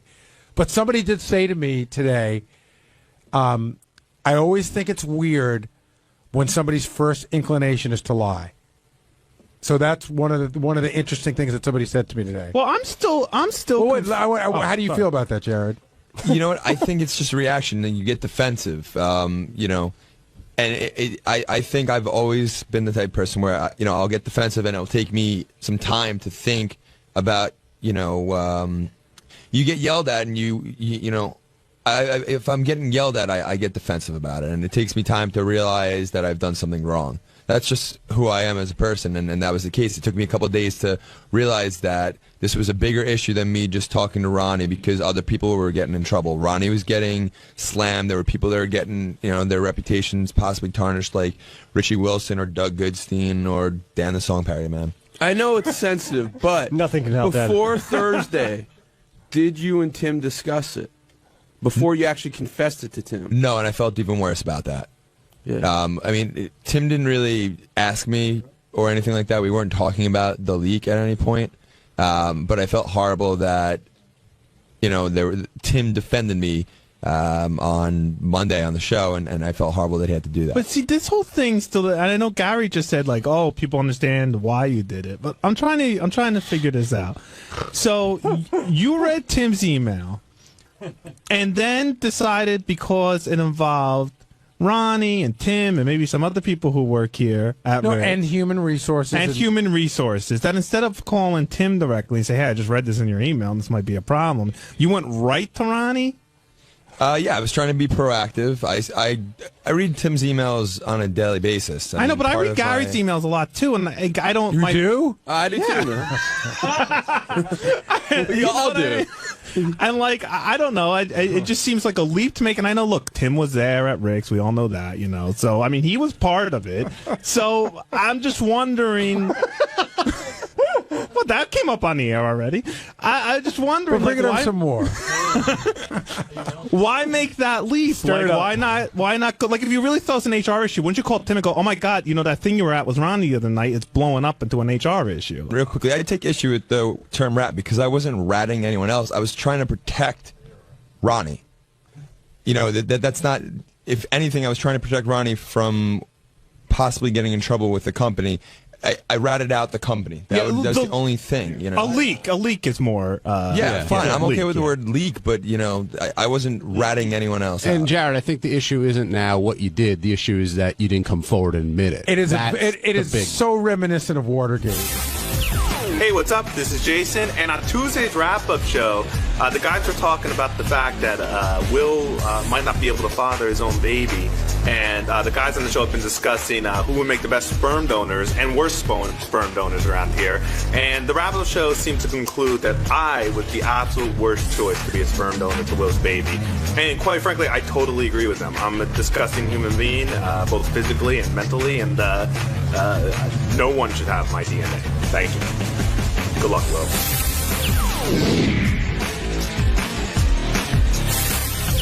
How's Will holding up through all this? He's doing all right. I was just talking to him about it. First of all, I don't think Will ever intended for this to come out on the air. It's something that, I've known about in the office. And I was just talking to him. Yesterday Howard was breaking his balls about the Phillies game and why he's so upset. And Will sort of opened the door and go, wow, that's not really what's bothering me. And Howard hit him like 3 times. And I thought Will had one more shot to go, I don't want to talk about it. And Howard would have left it alone. And then Will opened up about it. And I've been there. I've said things on the air that I just never intended to discuss, especially when it involves 2 people and you're the one giving out the information. Yeah. I've been down that road before, so I understand it. So all things considered, I think he's holding up pretty well. Is it one of those things where you just hope it blows over but nothing blows over? No, nothing blows over. But Will's been with us a long time. And I think that this is the first time he's dealt with something of this magnitude. I've gone through it probably like 5 or 6 times. Will did not wake up on Monday morning expecting to walk in here and have this discussion. That be fair, Will? Absolutely not, no. I mean, it came out, it was just weird, Artie was busting my balls about the Yankees game, and somehow it led to that. How you holding up? I'm okay. I don't think my wife wants me to talk about this stuff on the air. But I'm just going to answer the questions, when he asks them, and hopefully it goes away at some point, Yeah, I mean, has Will done anything wrong in this situation? No, not at all. It's a weird thing because now Will has become much more interesting to Howard because he's talking about something real in a real way. Right. That's a show. Are you getting a lot of pity from... Are people treating you differently around here? Well, of course, every person on staff says, I'd give you my sperm. That's the joke that everyone likes to tell. Mm-hmm. Directly, I wouldn't even do it in a cup. I can just give it to your wife. But is anyone... Will almost had it on his back for a Panasonic TV. Right. It's true. Is anyone talking to you about it seriously, or are they just kind of avoiding it? I don't know. I don't really want to talk to anyone about it. I had a good conversation with Gary about it. Lisa G actually has been really helpful. She did an interview with a guy that had some information, because I mean, there are questions that I have, and I'm just trying to find the answers to a lot of this stuff, and it's difficult. But, people that I'd rather hear from people that have been through the experience or have, know something about it rather than just anybody. Well, whether it's the operation or adopting, I mean, you listed a bunch of options today. I didn't know how expensive those options were. That's a pricey game you're getting. See, I did. I had a couple of friends who went through similar stuff. In fact, I don't know whether I should. I don't know what I'm allowed to say on the air anymore. But there's somebody that I used to work with who spent well over $150,000, doing the in vitro thing. It just never happened. I think it was like $30,000 a pop every time you tried it. That was it was 10 or 15 years ago. Wow, that's a lot. Right, and then I get involved. That's college. And I get worried about the whole thing. Like, well, is it really worth blowing $100,000 when there's like all these unwanted kids out there? It's tough decisions. Now, anyway, when you talked about considering a family member as the donor, that was met with mixed reaction, to say the least. Right. But you've thought that through. Of course. Any decision I make, it'll be because, I came to that conclusion. Or I should say my wife and I and my family came to that conclusion. Nothing to do, actually, with what Howard says in a moment on the air. But when... Yeah, I don't think Howard thought about it nearly as long as Will has. No, exactly. Right, but you understand people's first reaction to, like, saying your brother, for example, like, what, your brother's going to hold that over for the rest of your life and always make fun of it and this and that. Yeah, right. I've thought about it. What can I say, What did you think of Howard's offer to be the donor? It was very generous of him. Is there anybody here you would take up on that offer if they were all sincere? If they were, that's a tough one. I don't know. Maybe like I don't know. You know what? It's hard to say. I don't want to say anything about that. I don't know. It's a tough question. All right, so let's... When you think about it seriously. Well, who do you like and who do you hate? 1,000 jokes. Right, well, let's take the other side of that question, which is who is the last person you'd want to take? That's a lot easier. And a lot of people There's made... lots of people here I wouldn't take, if that helps. There were a lot of very strong cases made today for who the worst option might be. Right. I tend to agree with Kaplan. I mean, I agree that he's one of the most intelligent guys here, and he's definitely a really nice guy, but he clearly, not even anything to do physical, has some serious mental issues. No? You would agree, John? Oh, I said it on air. Jason would absolutely be my choice. But I wasn't convinced of that fully until Jason went in there today. Right. After Fred selected him and basically proved the point. Right. I mean, he listed a bunch of reasons why he would be the worst option, and then, of course, took off his shirt and showed his back. And okay. Can we just the forest? Can we digress for a second? I knew that Jason was hairy, right? I understood that. But he's got a ring around his neck. I had never noticed that before. And he said if he doesn't shave around the neck, it'll grow right to his face. He'd be like, he's almost like the Wolf Boy. But I had never noticed that before. It's a very perfect ring, right around, right below his neck, where his shirt covers. Had you seen? Well, you must have seen that a million times. Yeah, well, I mean, when I lived with a guy, literally our entire bathroom was just covered. It was like almost a fur covering on the floor. Does he like a carpet. Does he shed? He sheds, exactly. So it was just everywhere, you know, and he can't help it. He'd apologize, and you're like, dude, you can't do anything about it, you know. And he says he doesn't even want to have kids. I'm not putting words in Jason's mouth here. He said he wants to stop it at him, and he's gonna have kids. He's gonna get over it. He'll be a great father. He's got to calm down. He knows. Well, this is the whole point. You know, and this is what gets really fucked up about parenting. And John, you could attest to this too. You're like, okay, I know what went wrong in my life. I have all the corrections, and then all of a sudden you get pissed off, and all that shit goes out the window. Oh yeah. But for the most part, I think Jason knows how he wants to raise a kid, and I think he'll be fine. I've had conversations with Jason about this because I'm like, Jason, you're a good guy. You don't really mean that you don't want to. He goes, no, I'm serious. I do not want to have any children moving forward. I don't want them. My wife doesn't want them. We're not, we don't want to extend the Kaplan family. Well, Jason's here. I shouldn't put words in your mouth. If the gene pool ended with me, I'd be fine with it. It's not going to end because you have two brothers, so yeah, you might as well. You should keep it going. I keep telling them. Listen, what can I say? I have a very low opinion of my physical attributes, and like I also said, which I didn't get too much on the air today, like, I'm barely a man. And, like, if I had a son, how am I going to pass on? And I can't tell him how to pick up girls or throw a ball. How are you barely a man? I'm unathletic, number one. Okay. I don't know shit about girls, how to talk to them, how to meet one. Well, you met one and you found one who's lucky. Cute. I would say dumb luck. Keep your head in the game. You talk to girls all the time, though. Exactly. Yeah, but I'm everyone's friend. I'm everyone's buddy. I could not tell. Like, okay, here's an example. That's better than JD. Or creep him out. 14-year-old Jason Jr. comes up to me and says, "Hey, I don't understand. I'm at school. I have all these friends who are girls, but I don't know how to make that next step." I go, I'm First of all, a real man. They're never going to ask you that. Your kids are never going to come to their father to ask how to get laid. It just doesn't happen. And all right, that's a good point. You'll be surprised that it's it's not like your kids don't come and ask you for a lot of stuff, and you like sports, you watch sports. The other thing is listen, there's always a chance that you'll have a kid that's an exact replica of you. Right. You know what I mean? But then you've also involved another person, so there's always a chance that it'll be part you, part her, all her.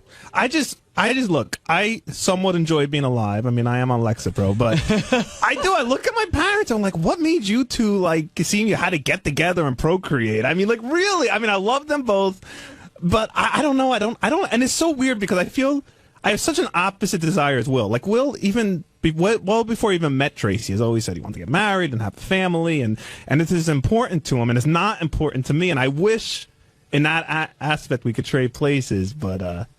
So would you, what's it called when guys get their balls snapped? Vasectomy? Yeah, would you do that? I have not gone that far in my head. I have not. Because why? Because you don't want the vasectomy? Because I'm still because you're still thinking it I'm might still wanna... young, and your mind can change later in life. But I tell you, and I've talked about this on the air. I'm very careful in bed. Also, like still to this day, the worst thing that could ever happen to me is that I get my wife pregnant. Like, to me, that's my worst nightmare. Are you still doubling up on condoms and doing all that other stuff that you said? No, actually, after the last time we thought about it, sometimes after you talk stuff out, you realize how dumb things sound. So how do you protect yourself now? Just the birth control. Oh God! But I have to say, it's in the back of my mind. Like, Wait, you always actually there. doubled up on condoms at one point? No, I never doubled up on condoms, but it was doubling up on the birth control / You took extra birth control pills? No, meaning somebody was on. He was on birth control. She was on birth. They were control. both protecting themselves. Okay. And you were doing something else too, weren't you? And pulling out. Yeah. And jerking off an hour before. Dude, you don't understand. It's like I can't relax. It's like that's a pretty surefire way to avoid having a kid. Yeah, just everything. I just should stop having sex. Period. Hey, it's 𝗫𝗿𝗍𝗿𝗍, Baba Booey. On Wednesday's wrap-up show, we talked about how we had comedian Dane Cook in earlier in the day. We talked about how not everybody was a fan of his comedy, but we all thought he was a great guest, and he even gave Howard some great advice on phone sex.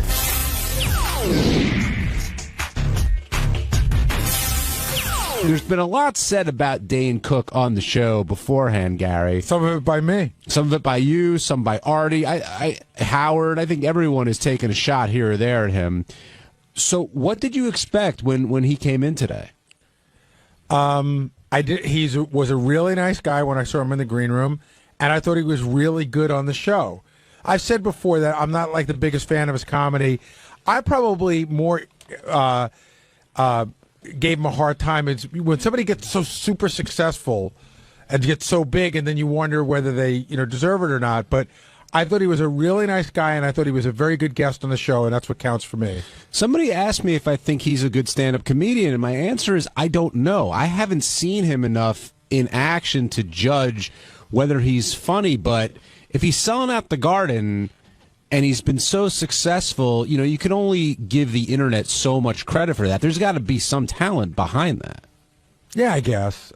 I mean, selling a lot of tickets it means you're successful, but it doesn't necessarily mean you're respected by your peers. And he talked about that today. He talks about, I thought it was more interesting when he was talking about all the shit he takes from people accusing him of stealing. And it seems like whenever he's confronted anyone, not in a confrontational way, but just said, hey, you said this stuff about me, it seems to be resolved. The other thing he was very much aware of was when things were going well for him, he knew the other shoe was going to drop. He expected it, and everyone who was promoting him immediately turned on him and I guess called him a fluke and whatever else. But when you're doing that well, it's a lot easier to handle that kind of criticism. Well, did he say that he's he's been doing stand-up for 20 years? Yes. Yeah, so I would think 17. that. Yeah, so my odds are that he probably had a good 10 years working in shitty clubs, having nothing to do with his comedy. So he sort of knows the score. He said he was a college comedian, like a successful college comedian, college circuit comedian, and he wanted to get to the next level, but was contemplating how to do it. And I guess he started emailing skits out to whoever was there on whether it was MySpace and gathered a following that just grew and grew. And it was so great because after he had that huge success, every comedian in the world tried to do that again. It was sort of like his was a phenomenon, and it was just one of those things that just, right place, right time for that to work for him. But everybody tried to do that. Everybody. And it didn't work for anybody. And again, selling out Madison Square Garden is no fluke. Continually. Yeah.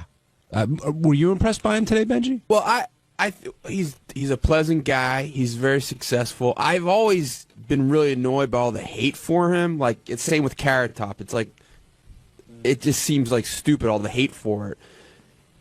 He doesn't turn me on stand-up wise, particularly. I think he's good. He's okay. But it reminds me of the Tonight Show. Like the way the Tonight Show was under Carson, and the way the Tonight Show was under Leno. It was pleasant. It was okay to watch. It was hugely successful. It never turned me on artistically. Charlie in Dallas, you're on the wrap-up show.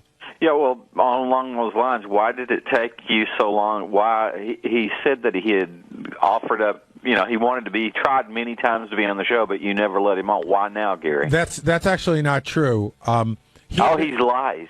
No. He may have his information incorrect. We had maybe the first or second time we tried to get on, we might have passed on him. Then we had him booked on 2 separate occasions before now in the last 3 years, and for whatever reason, at the last minute, he had to. I know one time he had to cancel because he was shooting a movie up in Boston. Thought he'd be done sooner, he wasn't. And the time before that, I can't remember, but he'd been booked twice and had to cancel on his end, and then probably twice before that we didn't have him on. How do you deal with allegedly losing $11 million to a close family member? Not nearly as well as he's dealing with it. Oh, my God. Yeah. And I know he couldn't talk about it because there's stuff pending, but he still talked about it enough to, he couldn't talk about the details of it, but he'd talk about how he felt about his stepbrother. And he's like, man, I just want to get this behind me, and, I'm all about moving ahead.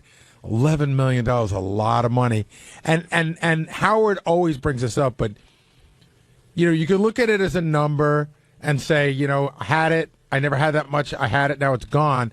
But Howard looks at it like, all the fucking clubs you had to work and all the hard work it took to get here.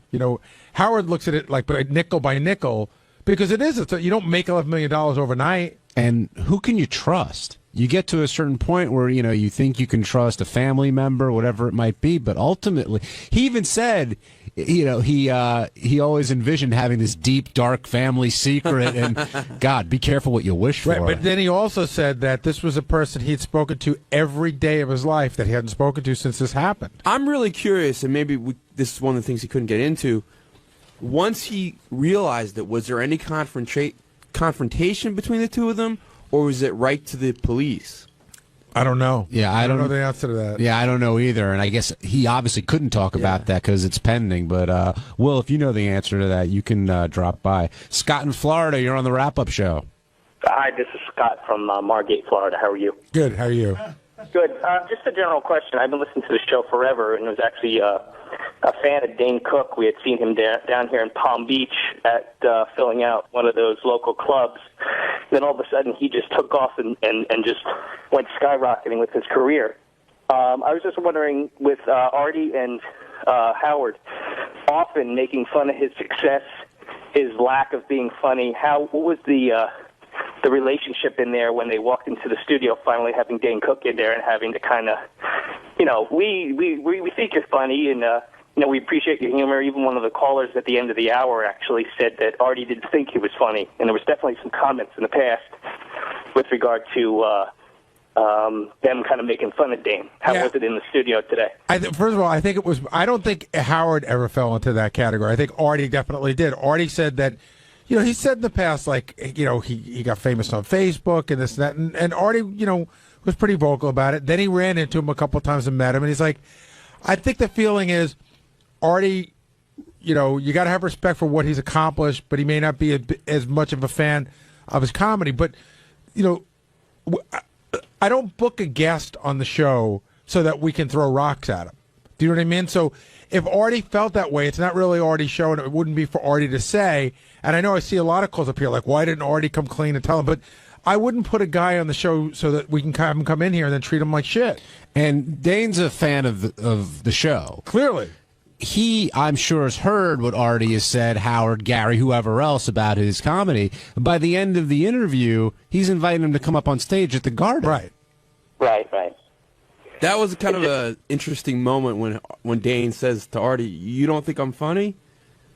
It was kind of. And what did Artie say? I don't remember Artie's response. If Artie actually gave him a. Did he go, have it? I think he might have laughed. But I don't remember specifically what it was. But, Scott, you bring up a fair point, and, as Gary said, what Artie's always talked about respecting what Dane Cook has done sales-wise, his success, whatever else, but he's never been a huge fan of his, and I can't speak for the guy, but that's... I mean, it's like music. There's like huge, successful music that it's a number one song, but just might not be what you're into. Billy Ray Cyrus. But it's stuff like that. But again,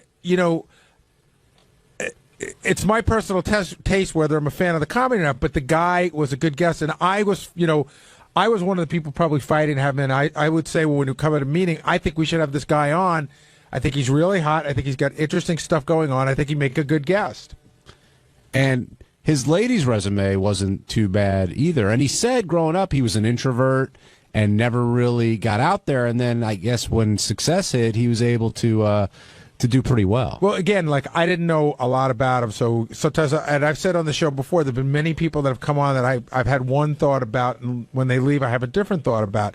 And I probably thought he was a little bit on the arrogant side, again, from the little I've seen of him. And I thought that story he told about how he was the wimpy kid and all the kids at school forced him to fight the other wimpy kid. I thought it was really funny. Yeah, by the end of the interview, he's giving phone sex advice to Howard, and I think I pulled that actually, Ted. Hit 1. If you missed it, here's Dane Cook evaluating Howard's phone sex ability and giving him some pointers. I have a very wide vernacular, so I know a lot of interesting words. You watch a lot of porn. Know a lot of the slang, the jargon. I'm a bit of a verbologist. Yes, but with girls, you got to be careful. Like, you can't say like the word can't cunt. creep them out, right? yeah. You can. You can? If you say it lovingly, like, "Oh, baby, you're a cunt." Yeah, you know, like that's the move. But you gotta. I wouldn't even try. Let me try. I think he's going to get you into trouble. Let me try that. Oh, baby, you can't. No. No. No good? No. What was the difference? I don't know. You sound like you just sat on something. So Howard not getting rave reviews from Dane when it comes to the phone sex. I also love that he wouldn't fall for the Blue Iris tape. Yeah, he wasn't falling for that. Well, first he thought it was a man, and then he's like, that's some 75-year-old whatever back there. And in a way, he's correct.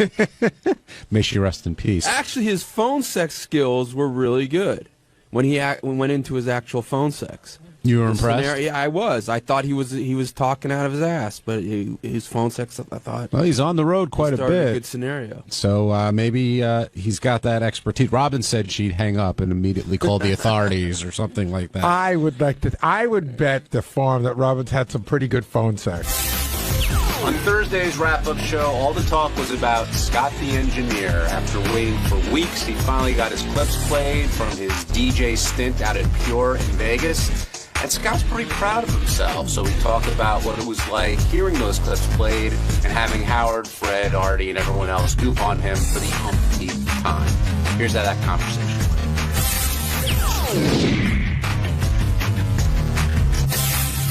went. Gary, one, how badly did Scott want these clips played? And two, did Howard realize he was torturing him as day after day went by and those clips just stayed up on that page but never got heard? Okay, going backwards, answering the last question first. Howard had no idea he was torturing him until somebody finally sent a note out last night telling us that.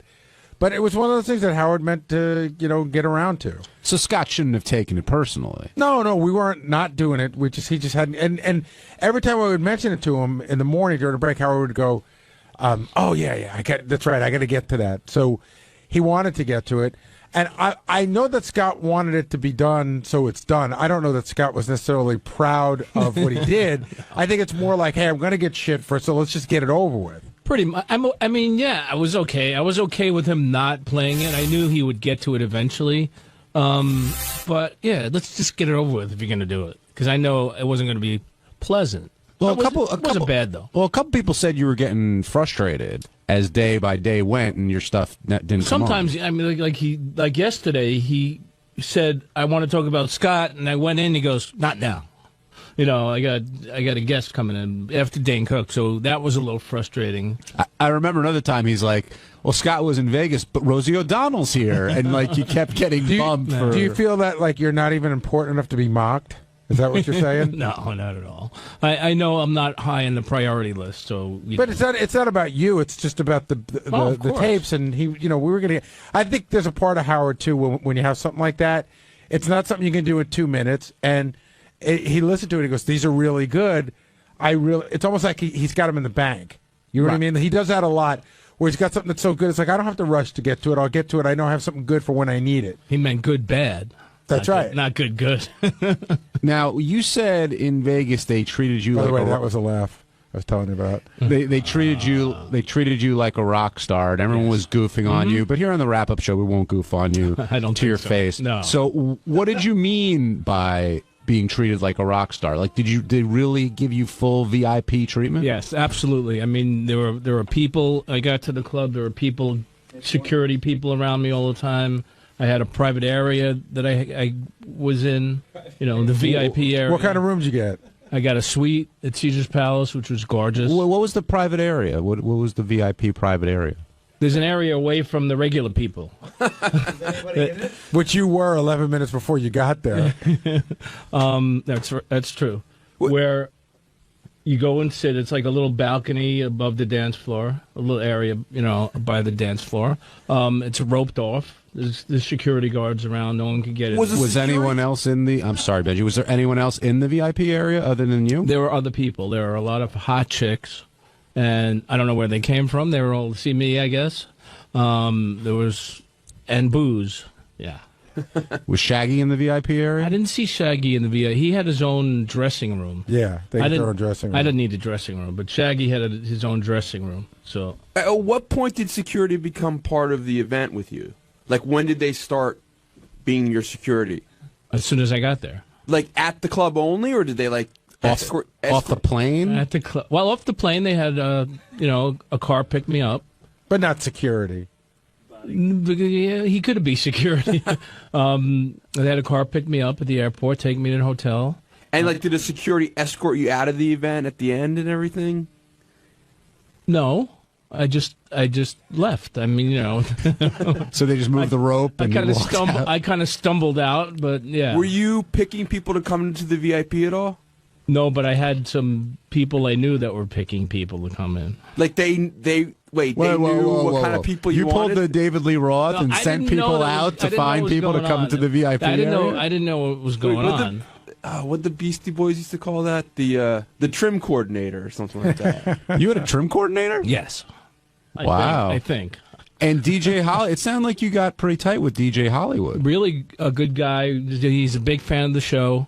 And yeah, he was really helpful and really did a great job. Now, I don't mean this disrespectfully, but when you were watching the clip, it seemed like you were dancing and drinking and having a good time, and in the background you see DJ Hollywood mixing everything. I mean, did you do any mixing at all? I did mixing. I think we set up some shots for the camera. Oh, I see. So when I was on mic, I went out. I left the little area that we had, and I just went out to the balcony part and talked to the people. But I did a lot of mixing.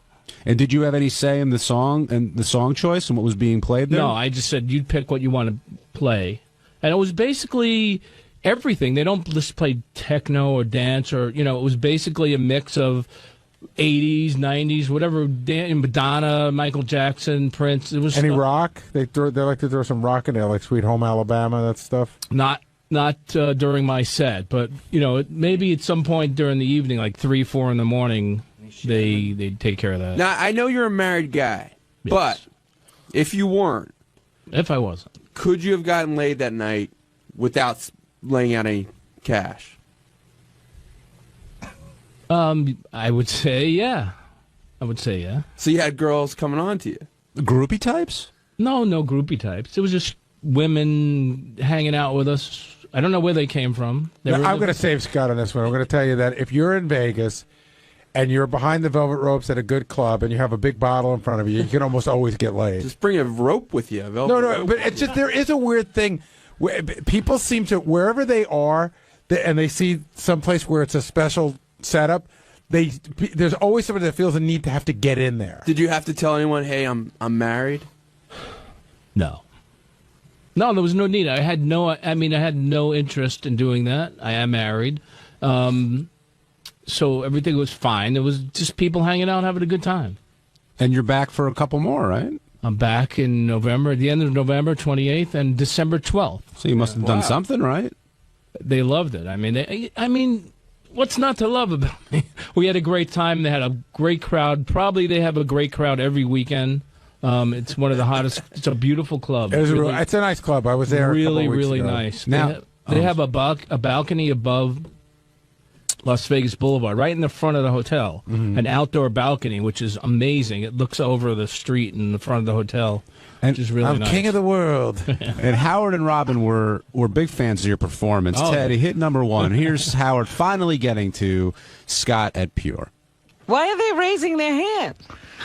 Raise your hands for hands up. They do that in Vegas. They raise. Come on, everyone, party like it's 1981. I'll use that. 81. Yeah, well, that's when I had hair. Not really. Actually, 1972. Party like it was 1964. Ew. Everybody, out on the dance floor, party like you have hair. Oh, you do have hair. Party like you have COPD. That's cardio. What do I have again? Pulmonary something. Cardio. What is COPD? It's actually I can't even remember. Any of that get under your skin? No, not after 25 years. I just take it as it comes. Was there a point where you were just like, all right, I'll just deal. It's not even worth fighting anymore. I don't mean today. I just mean you've been with the show for a very long time. Of course. I mean, you just know what's coming at this point, and okay, let them roll with it because it's great stuff. The audience loves it. I know Howard likes to push buttons too, and he likes when we get upset, but this wasn't really anything to get upset about today. I thought that was like it's so interesting, like when someone that normally doesn't get it so much. Like I was really feeling for Ross. Like last night, I was thinking about it, and today, like we're as hard as it is for any of us. It's like it's not. It's like we've been through it. But someone like a civilian type that all of a sudden is like hit so hard from all angles of the show. It's like a whole different thing. You talk about when they were breaking Ross's balls about his breath. Yeah, when you go in there and you're not one of us and you get hit, it's brutal. Yeah. We're used to the, like my friends and family won't call me anymore to say, but at the beginning it's like really weird. They're like right in on you, like, are you okay? And that makes it 10 times worse. And this particular one, I actually really appreciate what Howard did because it's just a chance to promote what I'm doing, and I'm doing appearances. I'm going to say this now, and he'll never play another clip again. But he goes out of his way to help the staff. I don't care what you say, just get my name right. So I'm able to get the club's name out, and I'm able to promote my 2 other gigs that I'm doing. Right, in spite of getting the party like it's 9/11 and the hair, and then of course, I mean So Scott, are you back in the DJ business? No, not officially yet. Because someone had asked about hiring you a couple of weeks ago. I forget what it was. Oh, it was for a birthday party, for like a high-end birthday party. Did Ross ever come to you about that? No. It was for a friend of his. And I said, I don't even know if Scott's got equipment. I still have equipment. What a great chance to relaunch your DJ career. You're coming off of 3 hopefully successful Vegas performances. Howard's talking about it. Probably I smell another investment from us because Scott needs. Scott's got all vinyl and turntables. I would have to I probably have to buy it. I do have my equipment. It is older. Right. I would probably have to buy all new equipment. Do you still have turntables? I do. Yeah. So what you can't DJ? No, I have CD players. Couldn't that be but now they don't even use those. They don't even use CD players anymore. But couldn't that be part of your appeal? Sort of old school, 2 turntables and a microphone, that kind of thing? The club has turntables. They do use a lot of vinyl still. They're going back to vinyl to scratch and to play off vinyl. And I almost bought Scott's DJ equipment off him. I was going to buy it off you at one point. You know what? I have it somewhere. I know where it was, and I've been trying to get it back. Oh, right. You can't get your equipment back, It was right? at K-Rock. Right. And I've been trying to get it back for the last year, and everybody says, we know where it is, we'll get it for you. They won't let you in there to... Well, no, but then they say, well, we don't know what happened to it. I'm like... the problem is that everybody that knows where it is was fired. Yeah, right. So they don't know where anything is. There's nobody left, so I've been trying to get the turntables back. I have everything else. Mark in Boston, welcome to the Wrap-Up Show. Now. Hey, Mark. First, as far as Scott's concerned, I think the casinos are just raking in cash from that black cloud. That's why they're hiring them. to affect the gamblers. Well, yeah, I mean, everybody he touches, that black cloud just hovers over the whole casino. They must be raking in like 5 times the cash. What do they call? Scott's the cooler. The cooler.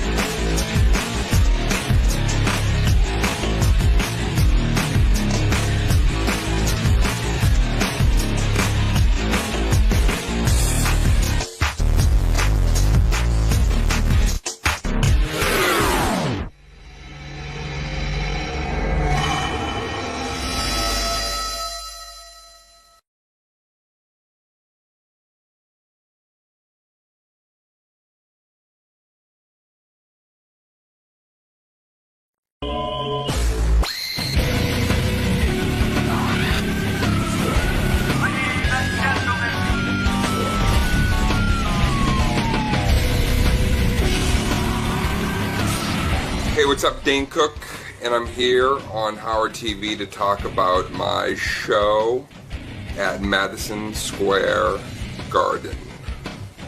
Dane, you're a big fan, right? I am, yes. Yeah, this is your first time on the show. You nervous? First time. Nervous? Excited? What do you expect? Not really nervous. I don't know what to expect because it's Howard, so you never know what to expect. But that's kind of good. That's good. That's where the good stuff is, when you're a little scared.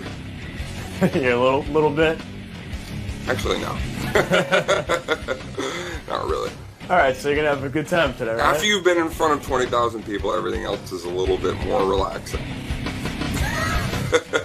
Dane Cook is out promoting his Dane Cook and Friends tomorrow night at 7 o'clock at the New York Comedy Festival. This guy's on fire. He's the man. It's at the Garden.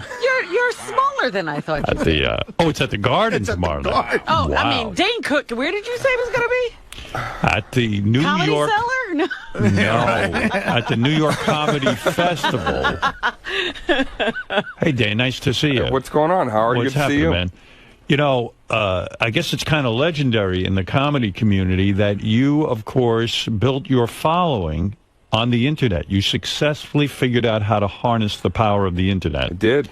When you're an unknown comic, when you're a guy just coming up, how do you get your word out that you have this website and people should follow you? I don't even understand how you pulled it off. I was, like most people, masturbating violently 23 hours a day. Right. Violently. Yeah, violently masturbating. Like you were angry at your penis. Angry at my career. Right. Actually. How old were you at this point? When you were really angry at your career, you've been trying comedy, it wasn't going well. Well, this is 20 years this New Year's Eve, and so I was like 27. Right, and it's getting to the point where you go, like 30 is a weird age to still be doing comedy and not get anywhere. I'm like college act, and I'm getting a little bit too old to, do the same kind of thing. So I just started sending out like links to my skits and stuff like that online, right. And it became like my thing. I'd spend half the day playing video games and the other half just emailing links and trying to figure out who my fans were online. And were people like your parents saying to you, this is a waste of time? Were they at the point where they said, listen, you're sitting at home, still living at home? with links, you're making links, and because sometimes I see people with links, and you go, boy, asshole, you're making links. Why don't you get out and work? But it worked for you. You got a following. How many people were on your website? Like at one point, it was like when MySpace was at its absolute peak. It was like 2.5 million followers, wow. and then like 1 million hits on my personal website. It was almost scary, to be honest. It was a little bit like, oh, I have to kind of live up to this. Right, it became an obligation. Yeah. And in fact, what was on the website that was so compelling? You did some skits and you'd post it. I do a lot video. of ribbon dancing, and so I would do the ribbon techniques, right? And just anything non-comedic. Would you record this yourself with your own video camera? I did. I would do like local sets at down in the village Village or the Laugh Factory in L.A. And I would just post anything. I would just post, even if it was an unfinished joke, or I would just sit in front of my computer and do like little webcam chats. But I had no fans at the time. At first, it was like it was 10 obnoxious. people. Yeah, it was obnoxious, and 10 people that I knew their names. Right. And I would just, talk to the same 10 people, and I watched it go like 10, 20, 40, 80. Wow. Until finally it was, arenas, and it's been a wild ride, man. Right, it's a wild ride, and going but up... still masturbating violently. I still find the time. Do you not have a girlfriend? I do. You do? Yes. What does she do? She in show business? She's a singer. She sings, yeah. And there's a steady relationship. Were the rumors that you were with Jessica Simpson just merely Just a rumor? rumors? But usually where there's smoke, there's fire. You went out with her, right? Little dalliances here and there, but I would love to bang her. But I mean, as a guy who masturbates a lot too, that's a hot girl. I mean, she was beautiful. Beautiful girl. Why and didn't that also has to be some kind of a craziness, because here you were 27 sitting in your room, and now you're with Jessica Simpson. Yeah, I used to masturbate violently to her. Right, and now you're with her.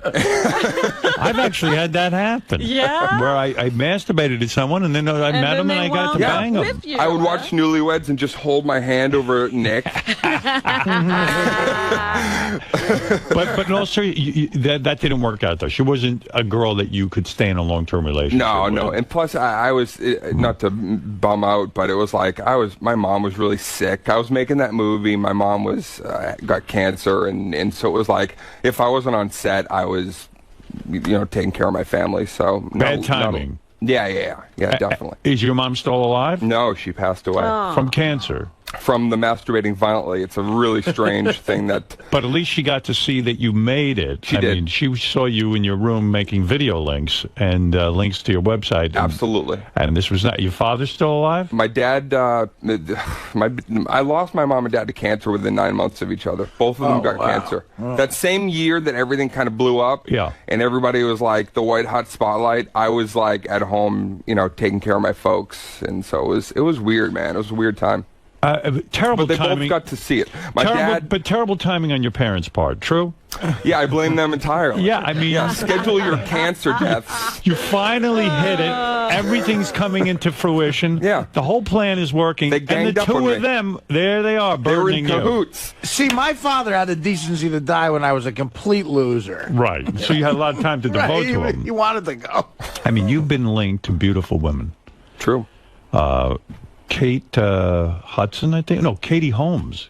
No. Was it Kate Hudson? Kate Hudson. Kate did a Hudson. film with Kate Hudson. Yeah. Yeah. But it doesn't mean... It's weird to do a film with a girl. You do fall in love in a sense when you get to do these films with people.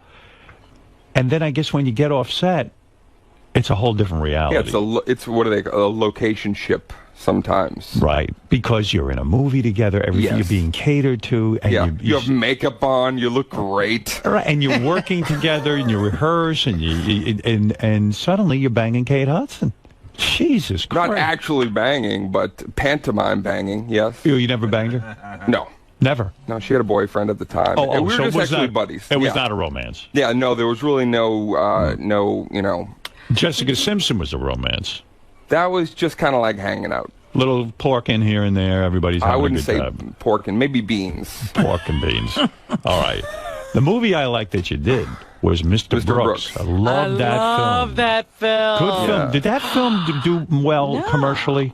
I think it made enough money to pay me. So why didn't that movie do well? It was you and Kevin Costner. Yeah. I think it was one of his best roles. Yeah. He plays this insane, and you play an insane guy, and it's really, I'm always looking for good movies to watch, and that's one of those surprises. And the other person in it is Demi Moore. Right. You rent it on DVD, and you go, man, this is a good movie. Why didn't I see this in the theater? Was it poor marketing? What the hell happened? I don't really... Yeah, Did you have Video Link? It was a low budget. It was definitely a low budget film, and when we made it, it was like, okay, we're going to hope that when this thing, finally hits, that it goes wide. But you do these things and you just don't know. Right. It's not like stand up. I can control that. I can go out. I know what I'm going to present. And your writer, director, sometimes bouncer, Artie will tell you that. You're doing everything. You do a movie, and then when it's done, you're like, I I don't even know what's going to happen. Did you ever write a movie? I did, yeah. Did you get to produce it and put it out there? Oh, I did some short film stuff, but nothing.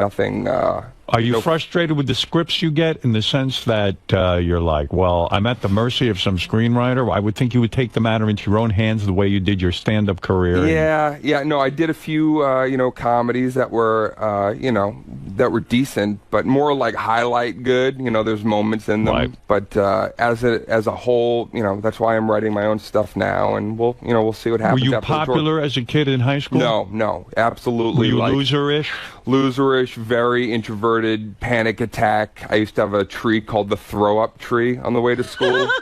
And if I could make it past the throw-up, which I never could, I'd be frozen, my hands would be tingling, because the thought of being around people was just horrifying. You're antisocial in a way.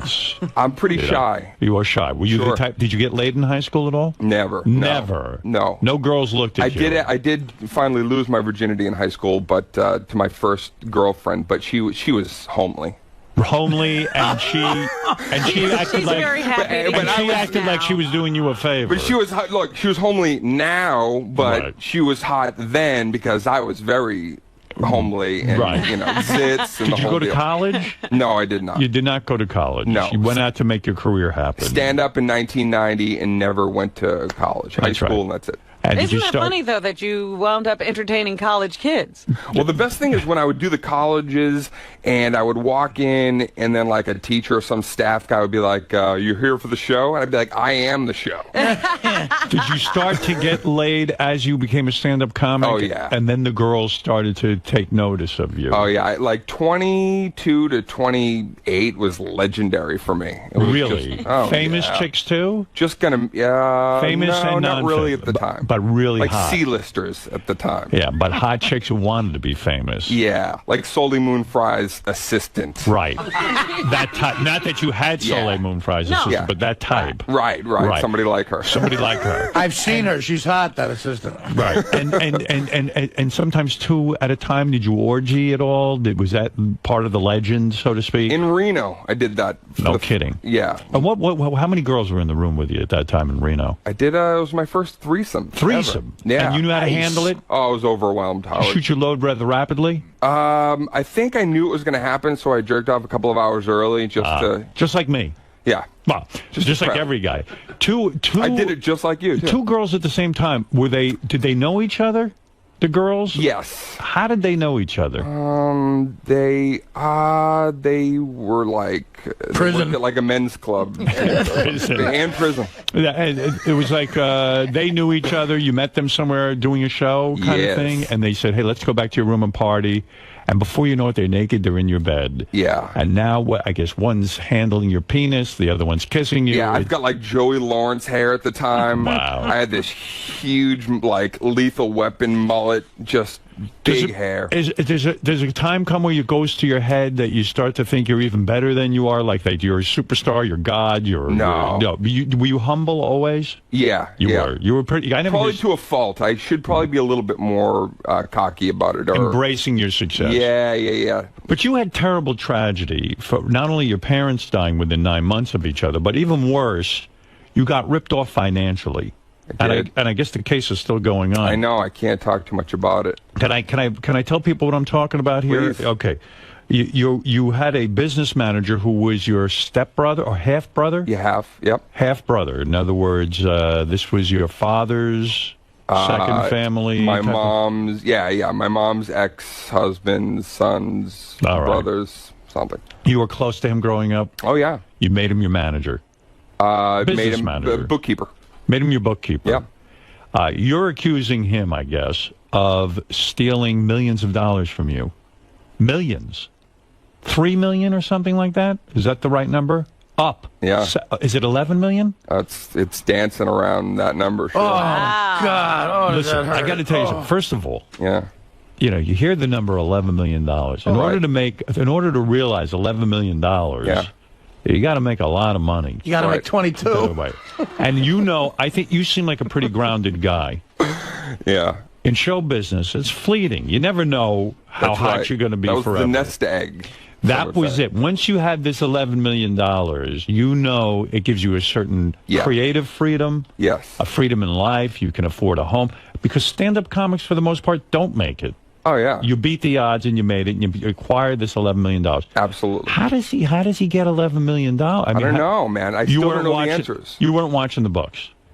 Well, he was my brother. Right. So how did you come to find out that this has got to be incredibly painful? Because he's the one person you want to be able to trust. That's the thing is, I mean, I can't really talk too much about it because I still don't know. He's in jail, and until the trial, I don't know the answers. It's still a mystery to me. Right. Will you have to testify? I'm sure when it finally comes to pass. Has he written you and said, listen, please, let me out of this? No. He's not even Somebody talking. I talk to pretty much every day of my life. What a nightmare. Yeah. Oh, my God. Somebody you talk to. How did you discover You know when you it? watch like a 48 Hours, like those were my favorite shows, you know, and I used to watch those shows about people like Double Life and be like, almost kind of like, wow, that'd be kind of interesting to have that happen. Like it was almost so fascinating. Like, wouldn't that be cool to have? I always wanted my family to have a deep, dark secret. I was like, that'd be great to, or live in a house that has like a ghost child running around, you know, like murdering people. Just something crazy. You probably told your brother this. I probably did. You get a morbid curiosity. That's going to be his defense. Yes. I was just trying to make your fantasy come true. So in all seriousness, But how did you like, discover it? I mean, when did you know that you were ripped off? It all happened literally within, like, at Thanksgiving of last year. Life was just hunky-dory and, you know, coming off, you know, my parents and all this stuff that had happened and starting a new tour. And then within a few days, everything just completely Hey, did you see the $11 million I had hanging around here? Is it true that you hired a business manager who then uncovered this, who figured out for you that a lot of money is unaccounted for? I can't really answer it because I don't know. I mean, I did hire a new business manager, but they didn't really discover. It was just something that kind of happened through a course of a few days.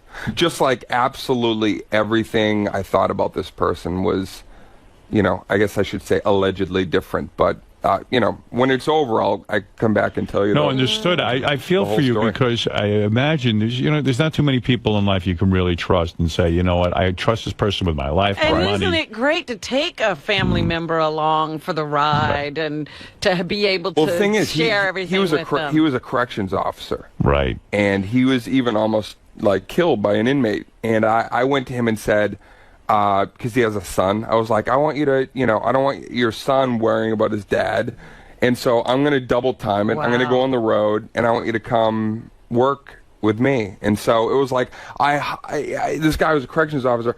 I hired him to, you know, protect my money, not help it escape. Yeah. Well, I mean, what a nice thought, too. You're saying, listen, I'm worried about you. Let me take you out of your life where you could get killed. And it's a beautiful thought. And do you feel like not only betrayal, but do you feel like a dupe? I mean, it's the worst. Look, it was like an anvil to the head, but I'm one of those people, man, that just, what's next? I'm on to the next thing. I want to wrap it up. I want the truth to, you know, come out. Surface, and that's it. And then, is the money gone, or does he have it somewhere? Is there a chance that you could recover it?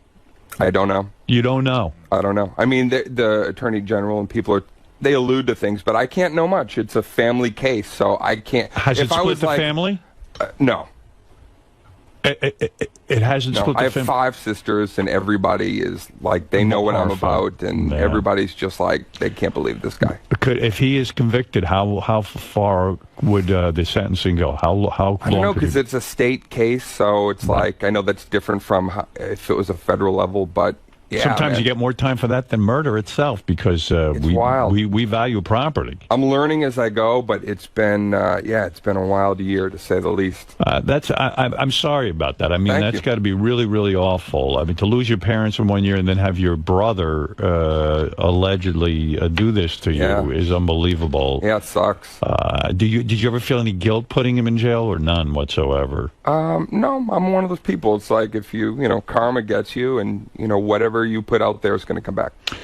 How is it you've never had a drink of alcohol in your life? Are you not curious to at least see what this is all about, or what's going on here? I look at Artie and I feel like he's like me in another dimension. Right. You're the opposite. Way out. Right. No, but seriously, how do you never have a drink of alcohol, or you've never tried a drug? Never.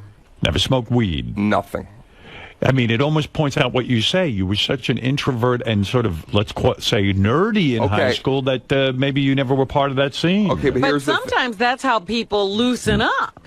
Yeah. But here's the thing: is I knew even when I was like my best friend in school was like he was like the biggest. You know, he was drinking Jaeger before classes and he was getting stoned. We were like Goofus and Gallant. It was like I was like the Halo guy and he was.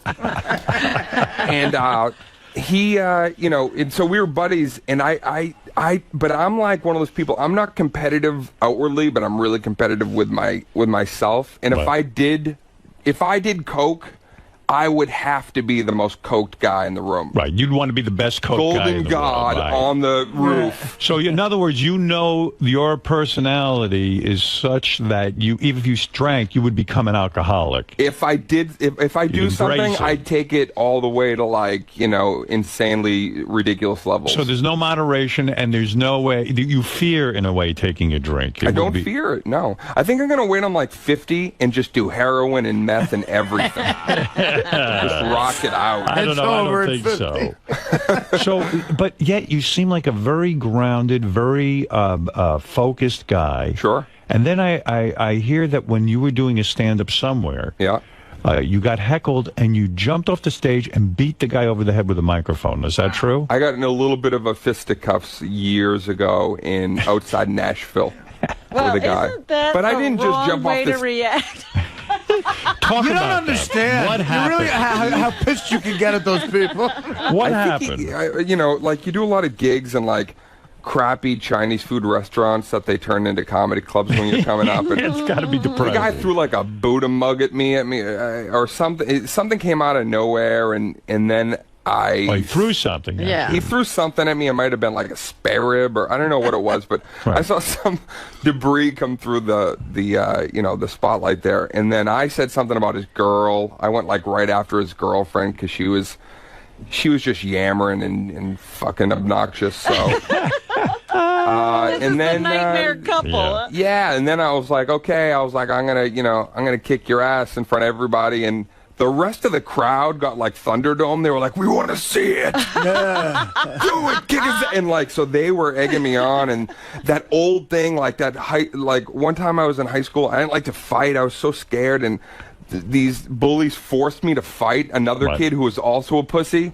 Two pussies fighting each other in the schoolyard. We're literally both like hitting and being like, "Are you all right?" You know, like we're crying. Oh my God, it's such a gladiator. Are you all right? Like the it was like Sean Penn and Bad Boys. You know, feeding like the Romans to the. Yeah, well, go ahead. So I ended up getting in like this, this physical confrontation with an audience member, and wow. And did you kick his ass? No, he kind of kicked my ass. Yeah, how hard? But I did get a good shot in with the mic, and it did that nice feedback sound. But you were brave. I did. I had to, stand up for myself because it was, you can't have a spare rib thrown at you during a show and not. Now get back to this financial thing for one more question. I forgot that. Do you now have money, or are you bankrupt? No, I have money. You have money? Yeah. I mean, I continued to tour even beginning, before that happened and then throughout. So it's, I've been pretty blessed that I have great fans and yeah, sure. I'm in a good spot. It. I mean, it's unbelievable. What do you think of comics who are working, and is there a certain age they should give it up, hang it up, like? If they're not making if it? a guy hits 50 years old. I was doing gigs, Howard, with Rodney. I used to host for Rodney at the Laugh Factory, before he passed away. Sure. Still, when he would come in with an earpiece on, and his girl would sit up in the balcony and are you gonna go into the thing about the your wife and the sexual like she would feed them the lines and really he was still killing. Rodney would kill, and he would do that thing too. It was like, it shows you how like comics were all a little insecure and fucked up. he would come in, I would host, and he would always do this thing, Rodney, where I would have to say, ladies and gentlemen, we have a legend here, Rodney Dangerfield, and Rodney would stand up, and, you know, he would do this, and I would say, Rodney, would you come up for a minute? Would you come up? And so it was all planned. Yeah, he had to have this. And he'd say, no. And I would have to say to the crowd, do you guys want to see Rodney? And they would go, yeah. And Rodney would kind of, you know, do his thing. And then, come, Rodney, you're going to... And, like, I was making him come up. But every time... Did he need that because he wanted it to seem spontaneous, that like all of a sudden he just came up and blew away the crowd, or did he want it because he didn't really want to be in a small club and he was just doing everyone a favor? I think it's like that thing where I know if you don't do stand up for a little bit, not only do you get like you feel like a newbie all over again, but you just feel like, do they care, or they get, you know, this. Rodney was insecure to the day he died. I believe so. Yeah. Wow, isn't that something, with all of his success? Yeah, man. And all the movies. But I believe you can do everything. stand-up until you're, you know... Why is it important to you as a stand-up comedy guy to... I see guys do this. You beat Dave Chappelle's record of staying on stage for over 6 hours. There seems to be some sort of longevity. What is the reason for that, Rick? Yeah, why do you need to do that? I don't understand what the thing is there. It really wasn't. It was a local. It's not a world record. I think some dude in, you know, Europe stayed on stage for like 9 days or some shit. You were on 7 hours. You did 7 hours straight on stage. I did. Holy shit. Is that hard for the audience? I mean, I don't care who you. I don't care if you're Steve Martin. I mean, it's 7 hours on stage. Yeah, it was ridiculous. Yeah, I mean, it's crazy. Why did you do it? Because it was okay. There was a record at the Laugh Factory that Pryor had set like 3 hours 50 minutes, and then I had done like 4.5 hours years ago, and then Chappelle came and was like, "Man, I'm gonna break that Dane Cook's record, man. Give me the mic." And so he went up, and he did 6.5 hours. But you know, if you know Dave, like 4 hours of it was like lighting a cigarette. Yeah. Very smooth. Got a slow pace. Slow and deliberate. Moving a stool for. Right. You know, Dave's got like, man, I'm gonna move the stool, man. Blow a smoke ring, man. It's a good bit. So when you're growing up, who is the person that inspired you? Steve Martin. Steve Martin, right? That was the comedy album that I held on to, and my sister saw him at Madison Square Garden, and I remember the night she came home, I was 14, 15, and she said, I just saw this guy, Dane, and he stood on stage, and she told me that he did this, you know, 20,000 people, and I said, I'm going to play Madison Square Garden someday. Was anybody in your family a comic, or where do you get that from? Everybody was kind of funny. Right. Yeah. But it either takes funny balls, or stealing money. But it takes right. But it takes hilarious. balls, which is funny if you're not the guy getting stolen from. Well, I mean, it does take balls to get up on stage that first time. Were you horrible the first time you got up? Yeah. I mean, yeah. The first few years are just absolutely, you know, cringeworthy when you kind of watch it back, but yeah. I feel like a lot of comedians are jealous of you. I think maybe it's the internet thing and the tremendous success with playing stadiums, right? Joe Rogan accused you of stealing his material. Do you get that a lot? Do you feel that's out of jealousy, or do you feel there's some legitimate claim there? No, I don't. It's definitely not legitimate claim, but you know, the thing is about it, it's tough to talk about from the perspective of a person. You're the perfect example. You know, you start to get the success, and then there's the same people that were once saying you're the shit, you're the next big thing.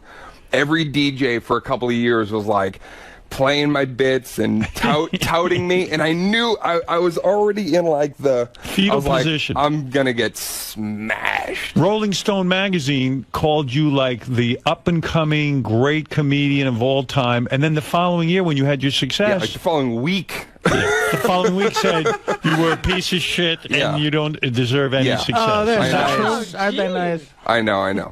But you know what? But I know that feeling because That's a turnaround. I've been on the cover of Rolling Stone twice. The cover of Rolling Stone was a big deal to me. Of course. And then I remember when we started on Satellite, after our first show, the guy wrote a review and said that we were the worst thing ever. We were good, we were great until then, and then we got on Satellite, we were terrible. And it upset me, right? Yeah, I mean, look, when you're I love comics. I respect comedy, the art of comedy. It's all I ever wanted to do since I was a kid. So when when people that you respect especially are the ones kind of, you know, slinging at you, it's confusing. Right. If anything else, but I never really responded to it because it's just superfluous and you're not a thief a little bit. You're a thief entirely or you're not. And if you look at everything I've done, you can clearly see that, you know, these are my ideas and, you know, I don't know. Right. People say what they're going to say, man. That's right. But you don't let it bother you. But you are an angry guy. You have I'm an angry guy. You have a couple of incidents which are very interesting here. do? Yes. Oh, It says here, according to the New York Post, Dane was once kicked out of 𝗦𝗵cie Steakhouse for Not being true. too difficult. Absolutely According not to an true. employee, Dane's assistant ordered for him. He got a steak and sent it back 3 times. The chef was furious.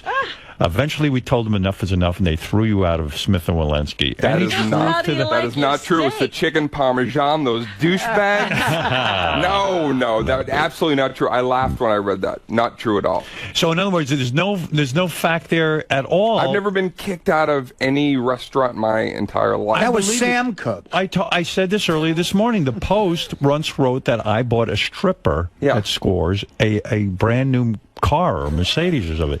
But when you're famous, you have to actually ask yourself, is somebody impersonating me out there and doing these things? Yeah, I mean, that's kind of... But when I read that, I'm like, okay, not only is it a slow news day, but they're like, let's make up some real boring slow news. It's like, pick an A-lister to lie about. As of June 2007, Dane was single. Then he dated Costa Rican singer Raquel 𝗏𝗏. Yeah, that sounds hot to me. She's beautiful. I'm with her now. I'm back with Raquel 𝗏𝗏. Are you living with her? Girlfriend? Yeah, she's beautiful. And she sings. She sings. Except she just had a tonsillectomy that went wrong. Yeah. And she was hemorrhaging and bleeding, and she's not singing right now. But she will be able to again? Yes. Tonsillectomy. Yeah. What got caught in her throat?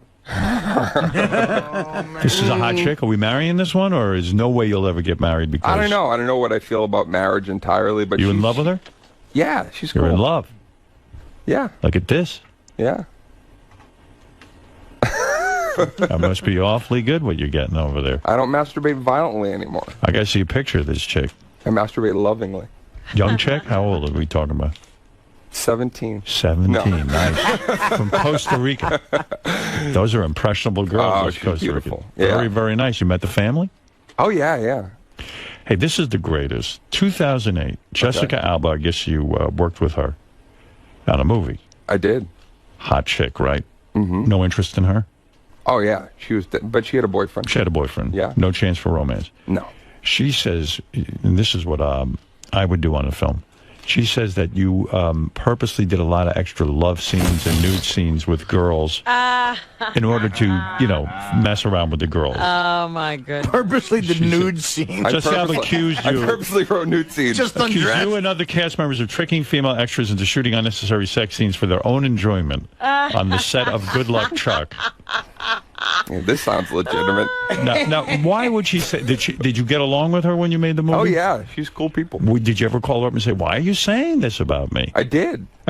So what did she say? She said, she wrote me an email back saying, things are misconstrued and the entire thing wasn't quoted. And I'm like, what was the beginning or ending of that quote? Hey, watch me be ironic. Hey, I'm about to go into Bizarro world for a minute. Let's... I mean, if you were going to do that, do the scenes with her. You know what I mean? Yeah, no, I don't know anything about what. I mean, because that seems kind of, seems kind of sleazy, and it's a really damaging accusation. I think. Yeah, it really is. Yeah, who would do that? It continues to show up in print every time you want to do an interview. Right. Yeah, no, that's the whole thing is, all this, that's what's really interesting is like everything sticks on the internet. Everything is fresh news, like even the Joe Rogan, like I have nothing with Joe or even like Louis C.K., like we worked all that stuff out. Louis C.K. was another comedian who gave you shit and said you ripped off material. Yes. And you called him and you said, look, here's what I'm doing. I wrote him a passionate email, just talking about everything, putting it out there. He wrote me back, and, we were sitting on a couch a year later at Comics Come Home. Good set. That's right. The internet, fans get in, and they like... The internet, the very thing that helped your career, can also hurt it.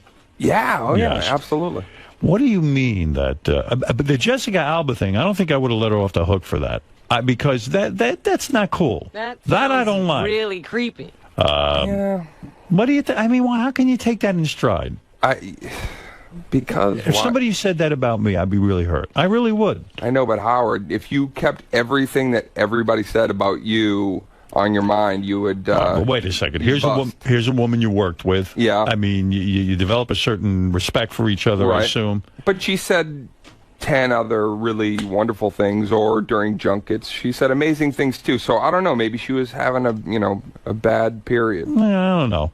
But to say, hey, Dane was doing unnecessary sex scenes, it was pornography. Well, I did. I like I said, I reached out and I said I thought that was uncalled for, and why would you? I think she should issue a retraction. What do you think of that? Well, she did to me. Yeah, great. This I like about you. You say that you have incredible phone sex skills. What are you talking about here? Because I'm bad at this phone sex. You're saying when because you're on the road with your comedy all the time. Not Jessica Alba, the Costa Rican. She's away from you, I guess. She doesn't travel with you all the time. Right. You call her up and you begin this phone sex. Oh, sure, yeah. And you're able to beat off with her saying dirty things How to do you. you initiate? I think that's so hot. What's the matter? Oh, let me see a picture. Here's a picture of your girlfriend. Never seen. And then you can start. Oh, Jesus Christ. Look at this. From not getting laid in high school. Wait, Artie, Robin. I think I might have seen a picture of her somewhere. But let me see if it's the same one. This might be one of the hottest chicks on the planet. Look at that. Yeah. And those are real boobs, right? Yes. Look at this. And look at for now. Robin. What? You'll go get her. She's hot. She's lovely. The only thing bad about this picture is the only thing bad about this picture is the Red Sox hat. That's it. Yeah. Let me see that. Red Sox hat. No, that's a looker. You can't see that, huh, Robin? No, I can't. Boy, I like her. I look forward to ruining this relationship. Will you ruin it? No. But maybe for the bits. I've done that. Everything's for the material. And you have phone sex with her? Yeah. Is she good at it? Yeah, she's good at it, but I think I'm better.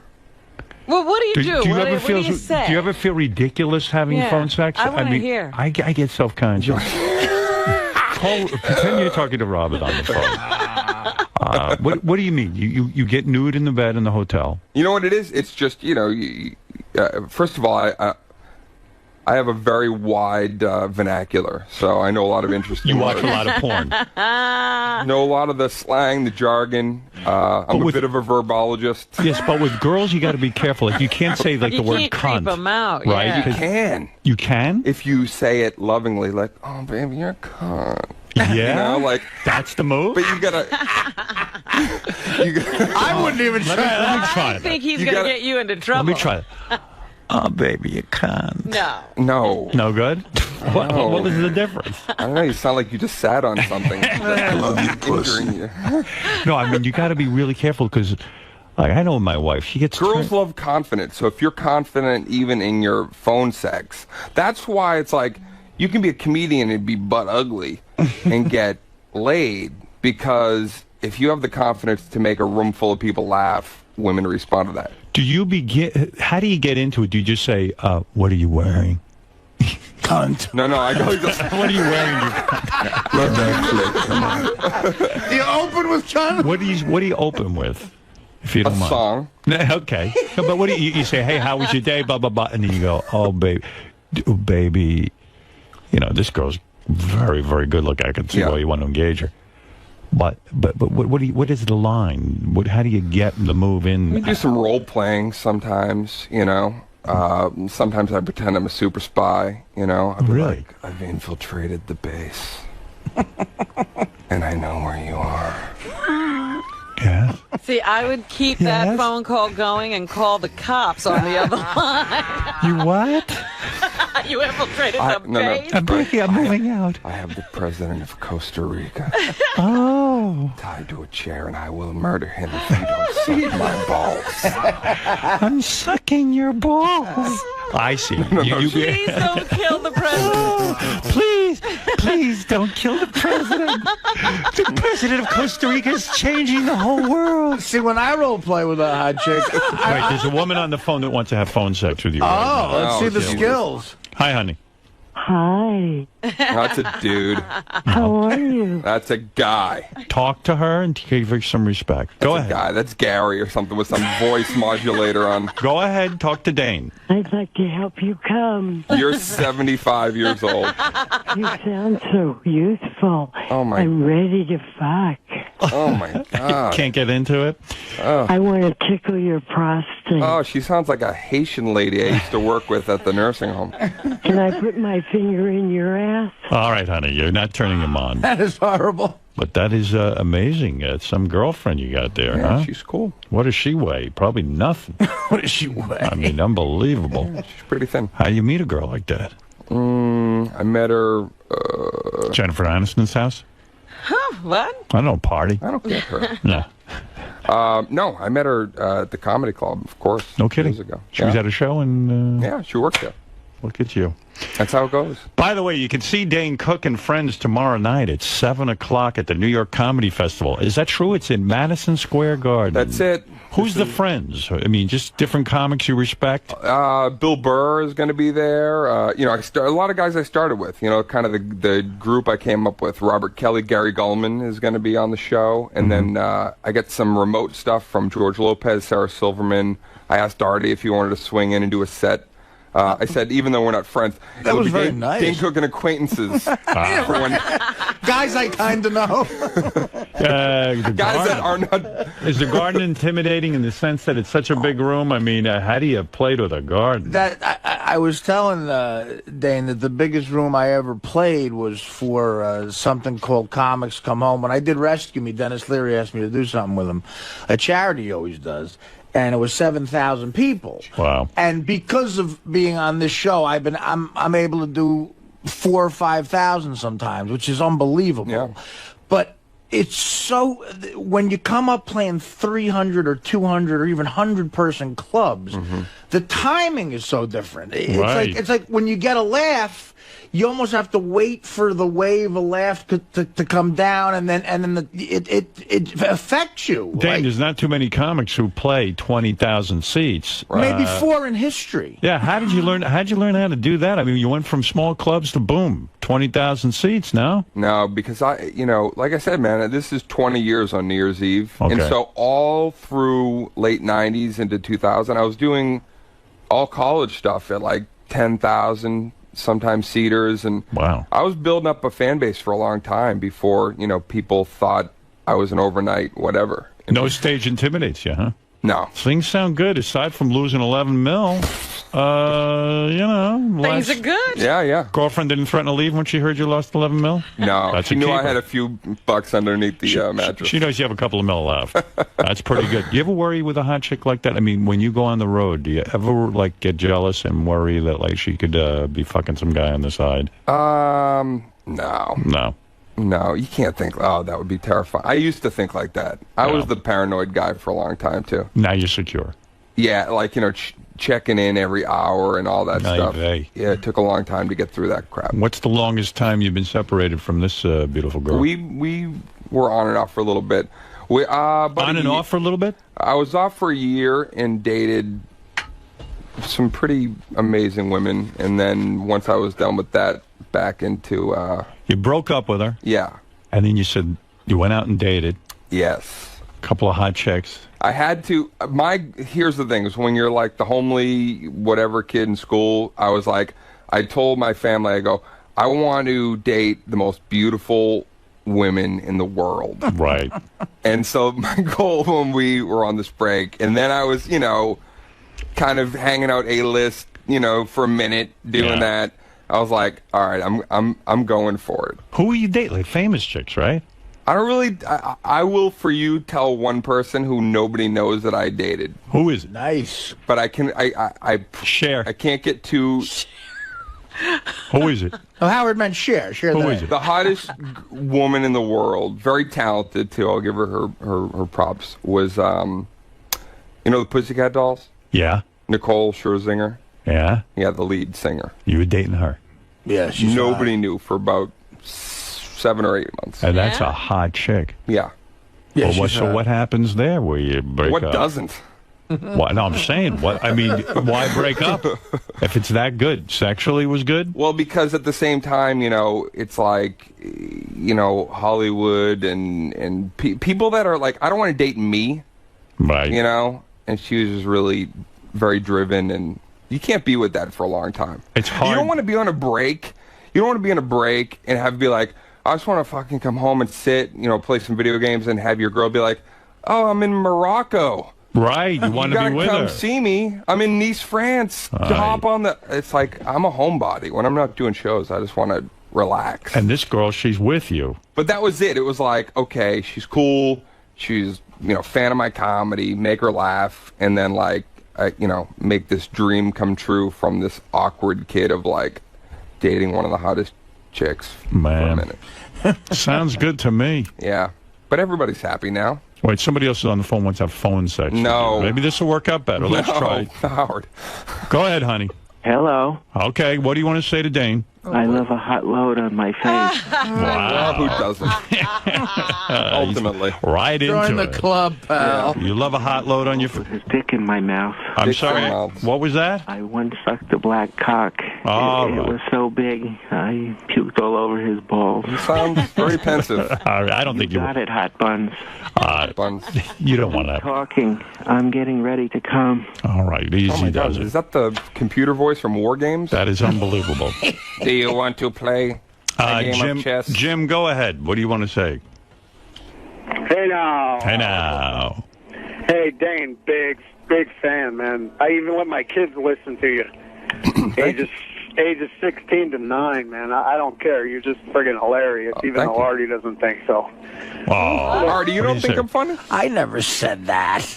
Go ahead, Jim. I'm only kidding. Hey, Howard, did you ever see Dane's movie, My Best Friend's Girl? Yes, with Kate Hudson. Fucking hilarious.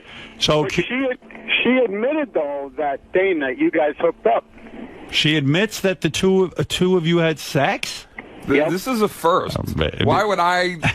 He's embarrassed to you have banged her, deny it? obviously.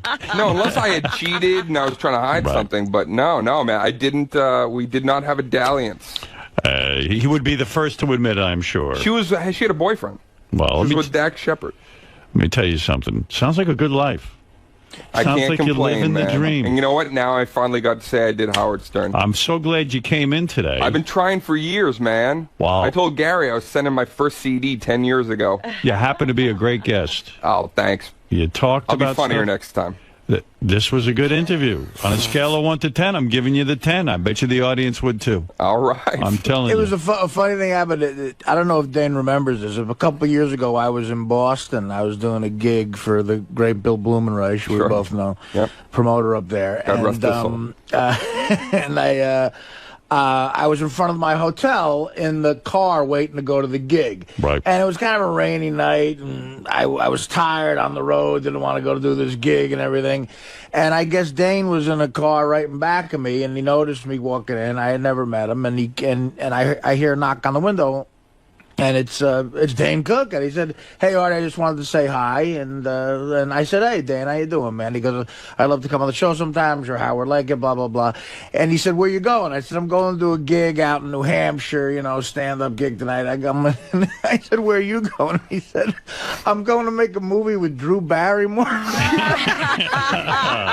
He was on his way to the set of like an $80 million motion picture. Hey, Dane, are you friends with these people in the sense that you go to their parties? Like you don't party with Drew Barrymore's house? I imagine there's a real wild scene going on. No, man. There. I'm like, I do my shows and the show's over. I'm That's it. kind of homebody, Yeah, but when you live in that's LA, what I was wondering, because you were talking about Nah. making these friendships on the sets. Do you keep I did these that friendships? when celebrities were like I used to hang out at the Laugh Factory, and you'd look and Bruce Willis would walk into the club next door, or Right. Halle Berry. That I did that, But then, you don't get to go to change, and you're Spencer. You don't hang out with Spencer and fucking reality. I don't mean that, but you don't get to go to Angelina Jolie's Christmas party at Brad's house. I get invited to a lot of stuff, but I'm selective. I don't. I've never been invited to Angelina Jolie's. You don't go to David Arquette's house every Sunday in Malibu for the big You're party. not playing basketball with them? You don't play at Gary Shanley's house? Oh yeah, the big badminton tournament. What's going on? Gary Shanley has a badminton tournament going on.